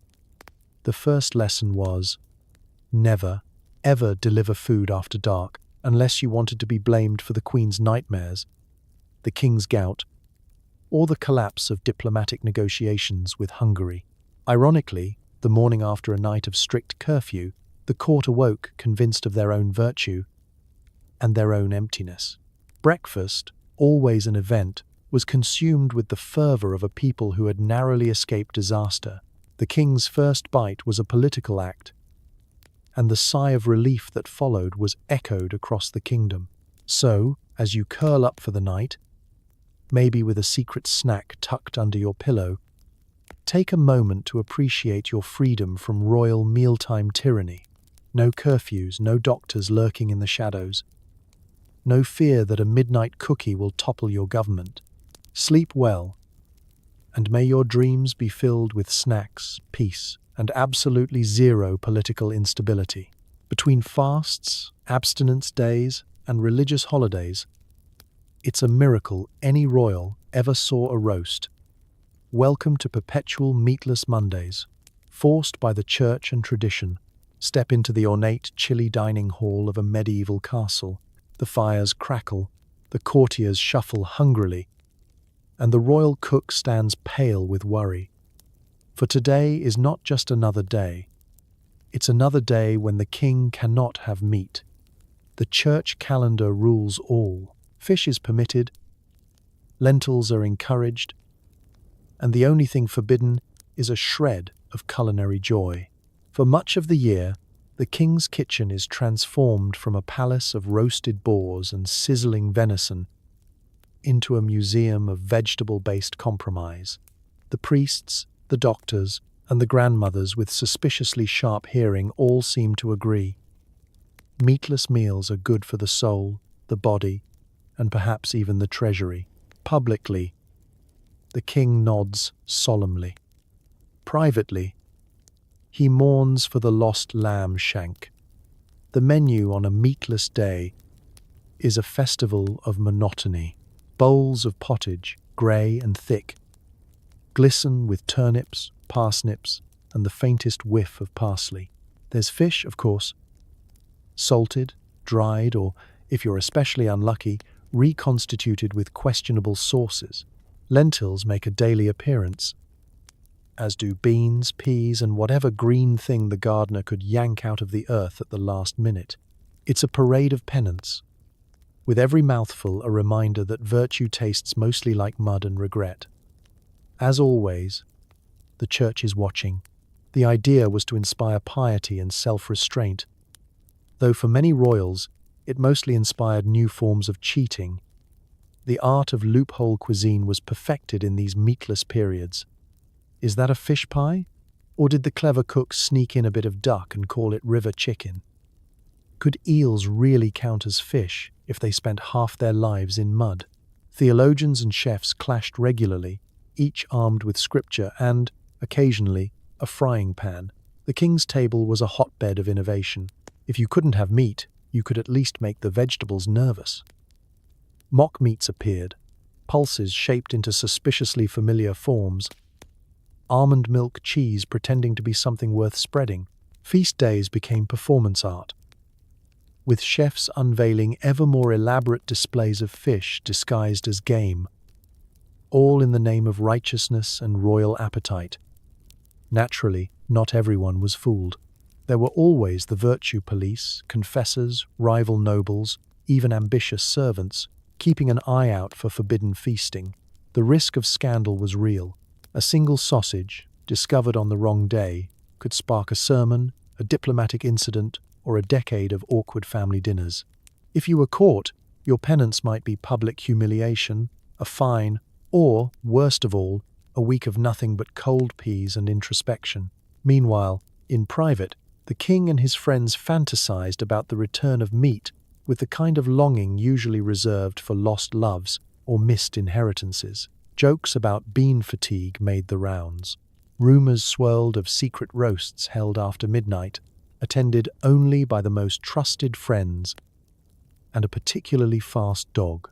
The queen, ever practical, kept a stash of salted ham locked away for emergencies, national crises, or more likely, a particularly bad lentil stew. And so, year after year, the cycle repeated. Meatless Mondays gave way to meatless Tuesdays, and sometimes meatless months, until the first legal roast could finally be served with fanfare and collective relief.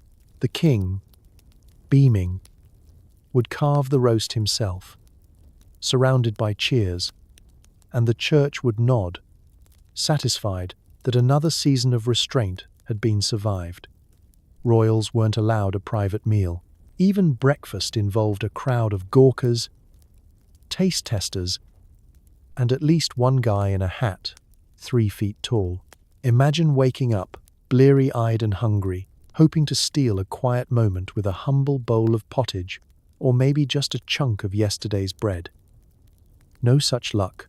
The moment you shuffle into the great hall in your royal dressing gown, the performance begins. Servants line the walls, ready to spring into action if your spoon so much as glances sideways. Nobles gather, eager for gossip and a glimpse of royal chewing technique. In comes the official taster, solemn and pale, followed closely by the master of the napkins, whose primary skill is folding cloth into shapes only mildly threatening. The medieval and Renaissance courts treated meals like public theatre, except instead of applause, you get anxiety. Breakfast is a group project. Lunch is a command performance. And dinner is a full-blown festival of social scrutiny. Even the simplest meal is scheduled, announced, and attended by a cast of dozens. The queen might share a bench with her handmaidens, each pretending not to notice if Her Majesty prefers the cheese. A bishop sits nearby, ready to bless or critique, and, somewhere in the background, a scribe is taking notes for the royal chronicles. The king requested an extra egg. The room trembled. This constant audience isn't just for show.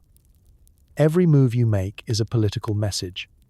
Eating alone could be seen as secret plotting, or, worse, admitting that you didn't want to share your boiled turnips.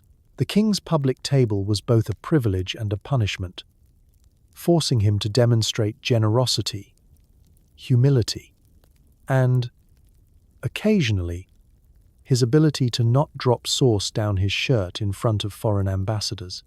If the king passed a dish to someone, it was diplomacy. If he ignored you, it was an international incident in the making. Naturally, the pressure led to all sorts of strange rituals. Special rules governed who could sit, who could stand, and exactly when the trumpet should sound to signal the arrival of the soup.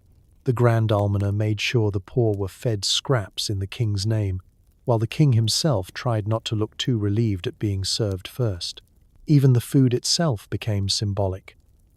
An extra spoonful of porridge for a favoured courtier, a cold shoulder of mutton for a rival. Privacy was a luxury the royal family simply couldn't afford. Servants needed to see what the royals wanted. Cooks needed to monitor reactions to new dishes, and the ever-present guards needed to make sure no one slipped arsenic into the breadbasket. Occasionally, a noble might stage an elaborate ruse to eat alone, claiming urgent matters of state or pretending to meditate. The result? A crowd would gather anyway, just in case they missed a juicy morsel of scandal or a new method of holding a fork. But the real masters of the public meal were the courtiers. They watched for clues, who laughed at the king's jokes, who refused the goose, who sneaked a grape under the table for the spaniel. Every glance and gesture was noted, debated, and, by bedtime, turned into a minor legend. For every royal yawn or spill, 100 versions spread through the palace, each more dramatic than the last. In the end, eating was less about food and more about the spectacle. The simple act of breakfast became a chess match, an audition, and an endurance test rolled into one. Leftovers were considered unwholesome or even dangerous. Eat it fresh or feed it to the dogs. But don't you dare microwave that boar's head. Picture the royal dining hall after a feast. The candles flicker low, half a goose sits abandoned on its platter, and the air is thick with the scent of roast and regret. You, a king surrounded by luxury and half-eaten pies, might imagine that tomorrow's breakfast is already solved. But think again. In the world of medieval and Renaissance royalty, leftovers weren't just unfashionable, they were borderline criminal. The rule was simple. If it wasn't eaten fresh, it wasn't eaten at all. Medieval medical theory insisted that reheated food was dangerous, unhealthy at best, deadly at worst. The logic was vague and a little terrifying. Supposedly, old food bred bad humors, mysterious invisible forces that lurked in yesterday's stew and last night's bread. If you reheated a dish, you risked not just indigestion, but possibly a spontaneous loss of virtue, sanity, or the king's temper. As a result, the palace kitchens worked at a frenzied pace, determined to deliver meals hot, fresh, and in comically excessive quantities. The head cook was less a chef and more an event planner with a gambling problem, always betting on the right amount to serve. Too little, and you risked public humiliation. Too much, and tomorrow's menu was a diplomatic puzzle. What do you do with a small army's worth of cold venison? The answer: feed it to the dogs, the servants, or, if you were feeling charitable, the local poor, who were usually thrilled to get anything, reheated or not. But no royal would be caught dead eating last night's pottage, no matter how delicious it had been the day before. The kitchen staff developed elaborate systems for hiding leftovers. Some dishes went out the back door before anyone noticed, while others were repurposed in ways so creative only the bravest taster could tell the difference. Occasionally, a particularly thrifty monarch would try to bend the rules. Maybe you sneak down to the kitchens for a cold drumstick, or convince the royal physician that slightly aged bread was just a sign of character. The result? Scandal. Court gossips thrived on tales of kings who ate leftovers. Did you hear? His Majesty ate yesterday's pie. It was the medieval equivalent of being spotted at the discount bakery. Your reputation, and possibly your reign, could crumble over a reheated morsel. This allergy to leftovers wasn't just about superstition. It was about status. Eating fresh food, prepared in abundance and cleared away at the end of each meal, was a sign that you were rich enough not to worry about waste. The poor might scrape their plates for a week. A true royal would sooner go hungry than be seen gnawing on last night's roast. And of course, there were the dogs. Royal hounds were the real winners in this system, feasting on platters of roast, pastry, and cheese that would make a modern chef weep. Some chroniclers suggested that palace dogs lived better than many nobles, and certainly ate better than most peasants. If you ever find yourself reincarnated in a medieval court, consider aiming for the role of Chief Food Disposal Officer with 4 legs and a tail. Today, of course, we celebrate leftovers as a sensible, even comforting tradition. There's nothing like cold pizza or reheated soup to make you feel rich in time and taste. But as you curl up tonight, full from whatever you ate, fresh or not, be grateful for modern refrigerators, microwaves, and the simple freedom to save a little for later. Sometimes, the only thing more dangerous than following royal food restrictions was breaking them. Fines, imprisonment, or a very pointed note from the bishop could be your reward for a midnight snack. You might think being king means doing whatever you want, eating what you please, when you please, and how you please. Not so fast. The royal dinner table is a high-wire act, and the consequences for a single misstep are as serious as a poorly timed trumpet fanfare. When your every meal is a public performance and your chef carries more anxiety than the royal treasurer, breaking the rules of dining isn't just impolite. It's an existential threat. The restrictions are everywhere. Fast days, feast days, the mysterious category known as half-fast days, and endless lists of forbidden ingredients. You're supposed to set a moral example, not tempt the masses with forbidden roast pork or, heaven forbid, a second helping of pudding. The eyes of the court are always on you, ready to spot the tiniest slip. Is that butter on your bread during Lent? That's not just a culinary offense. That's a scandal ready to explode, with consequences reaching far beyond the kitchen. Medieval and Renaissance courts had entire teams devoted to enforcing food rules. The master of the table tracked what was served, the confessor tracked what was eaten, and the kitchen boys tracked everything else. The system was rigged for maximum drama. If you were caught cheating, say, sneaking a piece of bacon on a Friday, or breaking out the chocolate stash on a day of penance, you'd find yourself on the wrong end of royal justice. At best, this meant an official reprimand and a scolding in front of the servants. At worst, you could be fined, stripped of privileges, or sent to a chilly cell with nothing but bread and water, and probably not even the good bread. Sometimes, the punishments were deliciously ironic. There are stories of kings and courtiers condemned to public penance for breaking dietary laws, forced to parade through town, heads bowed, while the crowd threw meatless pottage at them. Others received letters from the bishop so stern they could curdle milk, outlining in painful detail the spiritual consequences of eating cheese on the wrong day. Of course, not every act of food rebellion ended in humiliation. Some courtiers played the long game, developing elaborate codes, secret signals, and even double-bottomed platters to sneak forbidden treats past the eyes of the law. The history of royal banquets is also a history of culinary espionage. Imagine the chef who hides an illicit sausage inside a fish pie, or the lady-in-waiting who signals with her napkin when the coast is clear for a midnight snack. But with every act of rebellion came risk. The courts were filled with informants, ambitious rivals, moralistic priests, and, on more than one occasion, the Queen herself. The result was an endless cycle of suspicion and guilt, in which the fear of getting caught sometimes outweighed the actual pleasure of eating the forbidden food. Then, there were the banquets themselves, ostentatious affairs where temptation was at its peak and the rules most easily broken. A guest could be undone by a careless bite, a cook by a misunderstood instruction, a king by a moment of weakness.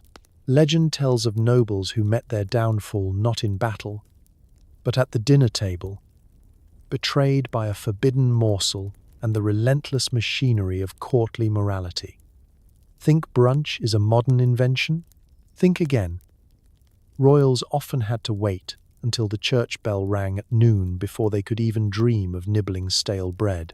Early breakfast was considered suspiciously sinful, so mornings in the palace were a delicate dance between fainting gracefully and pretending you never wanted pancakes anyway.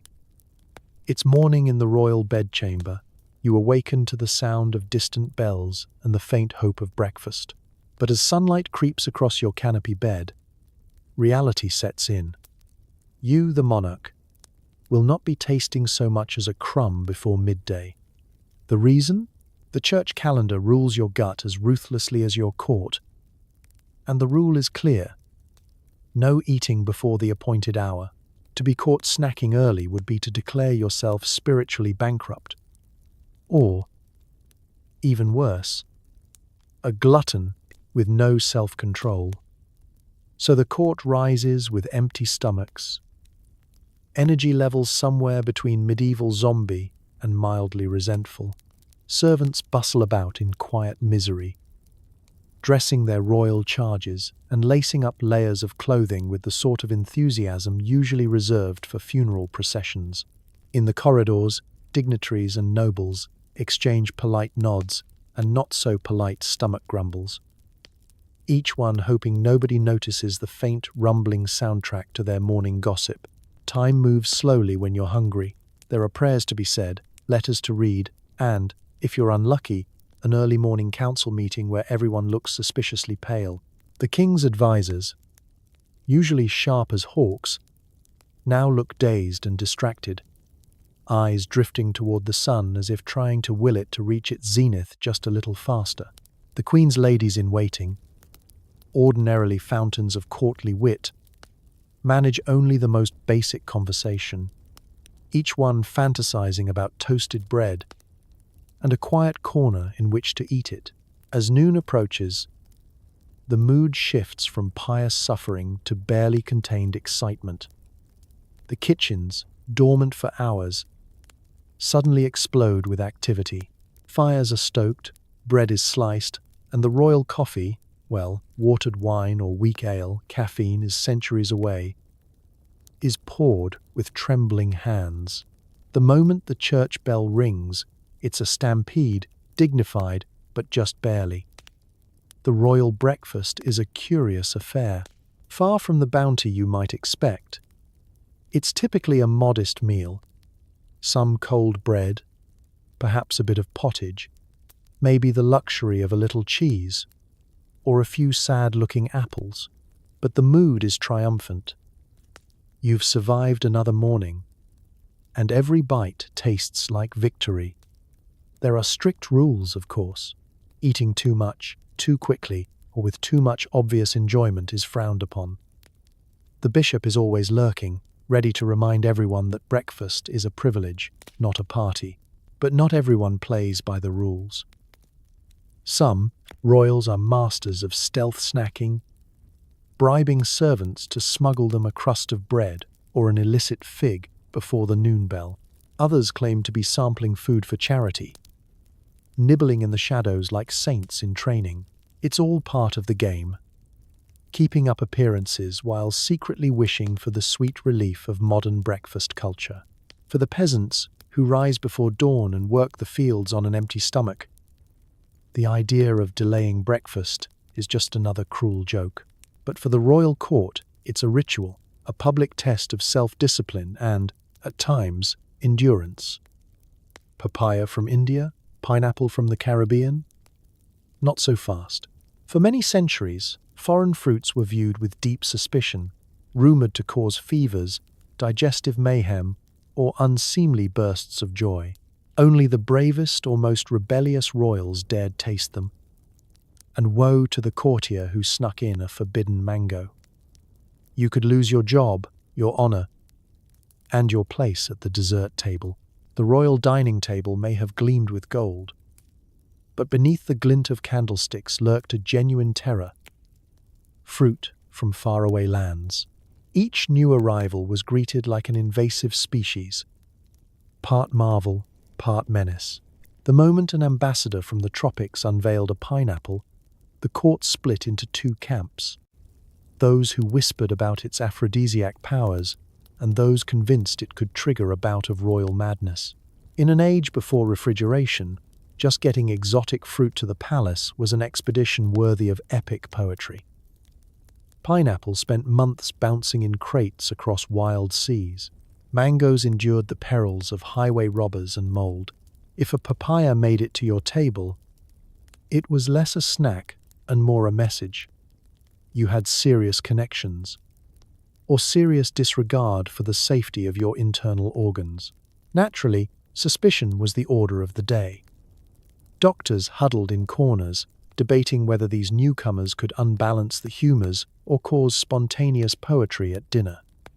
Papaya, one royal physician wrote, is apt to provoke enthusiasm. In a court obsessed with dignity, enthusiasm was more dangerous than plague. Then there was the etiquette nightmare. How, exactly, did one approach a pineapple? Could you bite a mango in public, or was that a private affair? The risk of juice dribbling down a royal chin was almost too much to bear. Some kings insisted on elaborate fruit-tasting ceremonies, complete with napkin bearers, tasters, and a priest standing by just in case anyone required last rites after an especially alarming lychee. Courtly gossip only added to the paranoia. Did the Duchess's rosy glow come from her secret stash of guava, or was she simply delighted to be alive? Was the prince's mysterious rash the fault of an overripe banana, or just bad fashion choices? In a world where every illness had a story, and every food had a moral, the arrival of foreign fruit could topple a reputation as quickly as a rotten fig. Still, for the most adventurous royals, fruit became the ultimate luxury, the edible equivalent of riding a tiger into the throne room. To be seen sampling papaya or offering pineapple to a guest was the height of daring, a way to show off both wealth and an iron constitution. Rumors swirled of queens who craved imported melons, of dukes who hosted secret feasts featuring nothing but guava and risk. Of course, there were always the disasters. One poor baron, having indulged too freely in unfamiliar cherries, was laid up with stomach pains for a week and became the cautionary tale of his generation. A courtier who presented an unvetted pomegranate to the king found himself banished to the farthest reaches of the estate, rumor had it, for crimes against digestion. And yet, slowly, tastes changed. As centuries rolled by, curiosity began to win out over caution. What was once feared became coveted.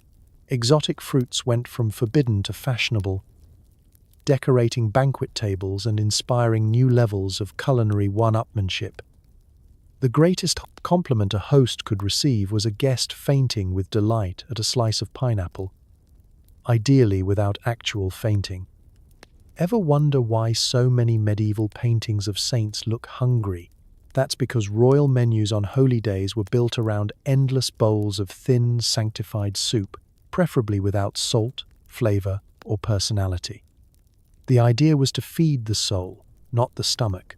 Spoiler: everyone's soul ended up deeply, deeply disappointed.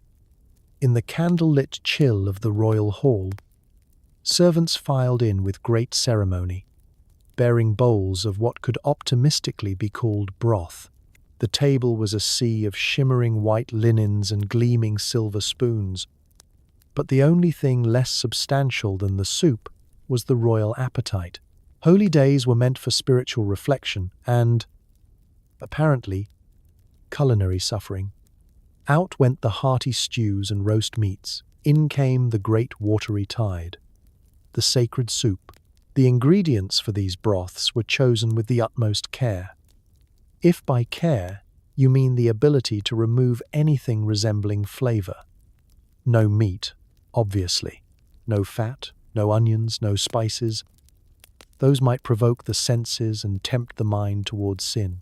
Instead, the pot would hold a few tired vegetables, a handful of wilted greens, and maybe a carrot that looked like it had given up long before Lent even started. The result was a bowl of humility, the kind that forced everyone to contemplate their place in the universe and their plans for sneaking a snack later. This was food designed to be endured, not enjoyed. The king, usually the center of attention at any feast, spent these meals wearing his most pious expression, forcing down spoonfuls of tepid broth and pretending it was all part of the divine plan. The queen did her best to look inspired, while the courtiers exchanged glances that said, "Do you think there's any bread left in the kitchens?" The bishops, meanwhile, watched with the smug satisfaction of people who knew that flavor was a gateway drug to perdition. Behind the scenes, the royal cooks suffered most of all. Used to creating culinary masterpieces, they now spent their days boiling water and praying that nobody would notice if they slipped in a turnip. Once in a while, a truly rebellious chef would try to smuggle a pinch of herbs into the pot, only to face interrogation by the confessor and a stern reminder about the dangers of overly joyful broth. The stakes were high. One wrongly spiced soup could spark a sermon, a scandal, or, worst of all, a lecture from the royal physician about the perils of warming the blood. And yet, the ritual continued year after year. Holy days were marked not just by the ringing of bells, but by the sound of spoons scraping hopelessly at the bottom of empty bowls. Even the palace dogs lost interest, wandering off in search of dropped crusts or a more forgiving parish. For the truly devout, the ordeal of sacred soup was a badge of honor. For everyone else, it was a masterclass in the fine art of pretending to be grateful. Still, there was a peculiar comfort in the monotony. The sameness of the meal, the predictability of disappointment, brought people together in mutual suffering. Jokes were whispered, eyes were rolled, and more than one saintly portrait was painted with a look of quiet hunger and deep spiritual doubt. Before sugar became the backbone of modern dentistry bills, it was strictly regulated in royal courts. Too much marzipan could earn you a side-eye from the bishop, and eating candied fruit during Lent was considered a scandal worthy of gossip, penance, and maybe even a sullen sermon about your immortal soul. Sweetness was not just a matter of taste, it was a matter of public virtue. To serve a lavish dessert was to flirt with sin itself. The medieval world viewed sugar with a suspicion reserved for sorcery and suspiciously talented jesters. Cakes and tarts were dangerous. Marzipan was a moral hazard, and jelly was the spiritual equivalent of dancing on the church roof during Sunday service. It wasn't just the bishops who policed sugar. Medical experts, ever eager to justify their keep, warned that sweets heated the blood, stirred up unlawful passions, and might, on a bad day, cause both toothache and impure thoughts. The royal doctor would eye the dessert table with the grim resolve of a man who's lost one too many patients to an unfortunate incident with candied almonds. Of course, the church's stance on dessert was the most creative. Sugar was associated with worldly pleasure. As Lent approached, strict rules came into play. For 40 days, every spoonful of honey was eyed with suspicion, and any guest caught sneaking a sugared date might be in for an awkward public confession. "Forgive me, Father, for I have nibbled a nougat." Gossip flew faster than the kitchen boys. One queen's weakness for marchpane balls inspired 2 sermons, 3 rounds of penance, and at least one nervous breakdown among the palace confectioners. But, as with all things royal, the rules were made for bending. Behind closed doors, sweets found their way to private chambers, disguised as medicinal lozenges or digestive aids. Royal kitchens became laboratories of secrecy, concocting cakes so subtle in their sweetness they could be passed off as holy bread if the bishop walked in. The cleverest cooks invented fasting desserts, recipes using almond milk, dried fruit, and a heroic dose of prayer, so that the royal family could indulge with plausible deniability. On feast days, though, all bets were off. The end of Lent was marked by a sugar explosion of biblical proportions. Tables groaned under the weight of glazed pastries, spun sugar sculptures, and towers of jellied pears. It was a scene of joyful chaos. Courtiers abandoning all restraint, bishops wincing in resignation, and children losing all sense of decorum as they dove for honeyed figs.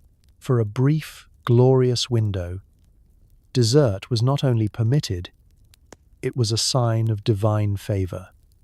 Even the sternest monk could be seen sneaking a spoonful of custard, but the memory of restraint always lingered. Each bite of cake came with the faint echo of judgment. Was this tart really worth the risk to your soul? Would the bishop notice that your lips were sticky with forbidden sweetness? Could you survive another round of advice from the royal dentist, who regarded every marzipan rose as a personal insult to the dental profession? For most, the answer was yes. The allure of sugar was simply too strong. Like so many things in royal life, the pleasure was in the pursuit, the danger, and the delicious knowledge that tomorrow it might all be taken away. Think sneaking to the kitchen at 1 a.m. is bad. Imagine doing it as a king. Midnight snacks were not just frowned upon, they were literally considered acts of gluttony, heresy, or proof you were in league with the devil. Getting caught with a crust of bread after dark could land you in spiritual hot water, or worse, force you to listen to a 3-hour lecture on self-control by the royal confessor. Imagine it. The castle is shrouded in moonlight. The corridors are silent except for the creaks and groans of ancient stone. And your royal stomach is staging a quiet rebellion. You lie in bed. Visions of roast chicken and yesterday's apple tart dancing through your head. Knowing that not even a crumb is allowed until dawn. The royal physicians and confessors have spoken. Food after dark is the gateway to sin, sickness, and possibly eternal damnation. It's not hunger, they say, but temptation, the sort that leads straight to the confessional. But sometimes, temptation wins. Maybe the grand banquet was a little sparse. No one wanted seconds in front of the bishop. Or maybe the latest batch of pottage simply wasn't up to your royal standards. Perhaps the only thing more unappetizing than the official dinner was the idea of facing another 6 hours with nothing but your own regrets for company. Whatever the reason, the call of the midnight snack is strong. So, armed with nothing but slippers, a candle, and the vague hope of plausible deniability, you slip through the corridors toward the kitchens. Here begins the real challenge.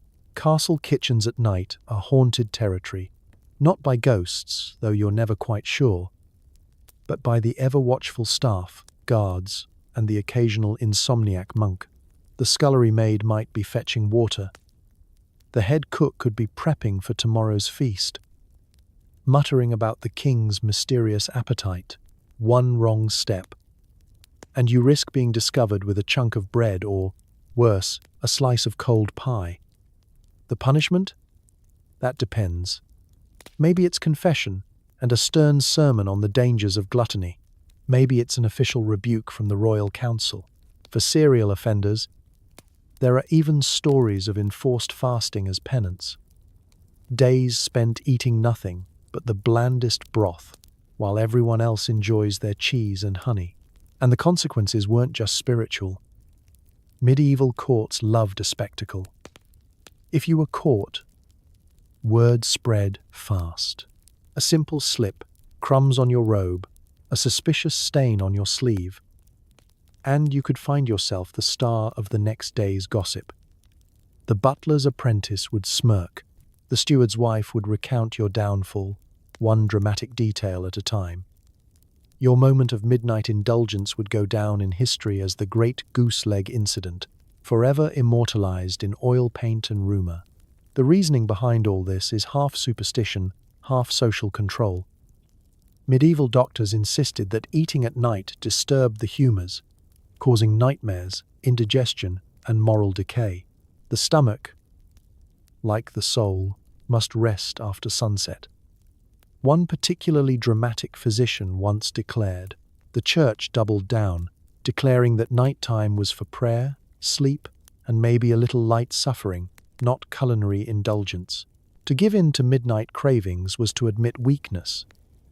And no king, queen, or ambitious courtier wanted to be caught weak. The only thing worse than being hungry after dark was being found out. This gave rise, naturally, to an entire underground culture of snack smuggling. Clever royals developed secret codes and signals for trusted servants. Bring me the moon cheese, or deliver the apples when the bell tolls twice. Some palace kitchens had hidden cupboards where tiny pies or hunks of bread could be stashed for emergencies. Secret doors led from private chambers to pantries, the way mapped out only for the most loyal aides. Even the palace cats got in on the act, lured with the promise of scraps and sworn to silence. Somewhere, in the dead of night, a spaniel was feasting on roast duck and contemplating its place in the chain of command. There were, of course, cautionary tales. Chronicles tell of kings who lost their dignity, or worse, their composure. When discovered crouched over a pie in the dark, a startled guard could set off a chain of chaos. A dropped tart, a candle snuffed out, a parade of staff stumbling upon a ruler at his most vulnerable, jam on his chin and guilt in his eyes. Court painters immortalized the most notorious scandals in oil and rumor. The phrase "caught with your hand in the bread box" became shorthand for royal shame. And if public embarrassment wasn't enough, there were always the confessor's punishments. The spiritual lectures could last longer than most royal decrees. The confessor would pace the floor, reciting tales of ancient kings undone by appetite, of saints who survived on nothing but dew and prayer, and of the infernal dangers lurking in after-hours dining. He'd extol the virtues of restraint, sprinkle in a few parables, and conclude with the reminder that nothing good ever happened after midnight, especially not pie. Despite the risk, the midnight snack remained an irresistible draw, a fleeting, rebellious act in a world of rigid control. Every crumb tasted of defiance, every forbidden bite, a private victory over the rules, the watchful eyes, and the empty rituals of restraint. In the end, the king might go back to bed, stomach soothed, heart pounding, and resolve renewed. At least until tomorrow night, when the shadows lengthened, the hunger returned, and the distant promise of one more secret bite beckoned from the darkness. So tonight, as you tuck yourself in beneath a mountain of blankets, maybe take a moment to appreciate the humble, glorious freedom of your own midnight snacks. Imagine, just for a second, if you lived a few centuries ago and wanted nothing more than to sneak a bite of leftover pizza. Before you even reached the fridge, you'd need a signed letter from the bishop, 3 suspiciously sober butlers, and at least 1 priest on speed dial for an emergency exorcism. That cold slice you enjoy in peace would have been a full-blown diplomatic incident in a royal palace. Surviving a single day at a royal table meant dodging flavor, hiding your hunger, and remembering that your doctor could outlaw cheese at any moment. No warning, no appeal, just blandness as a medical prescription. Food was never just food.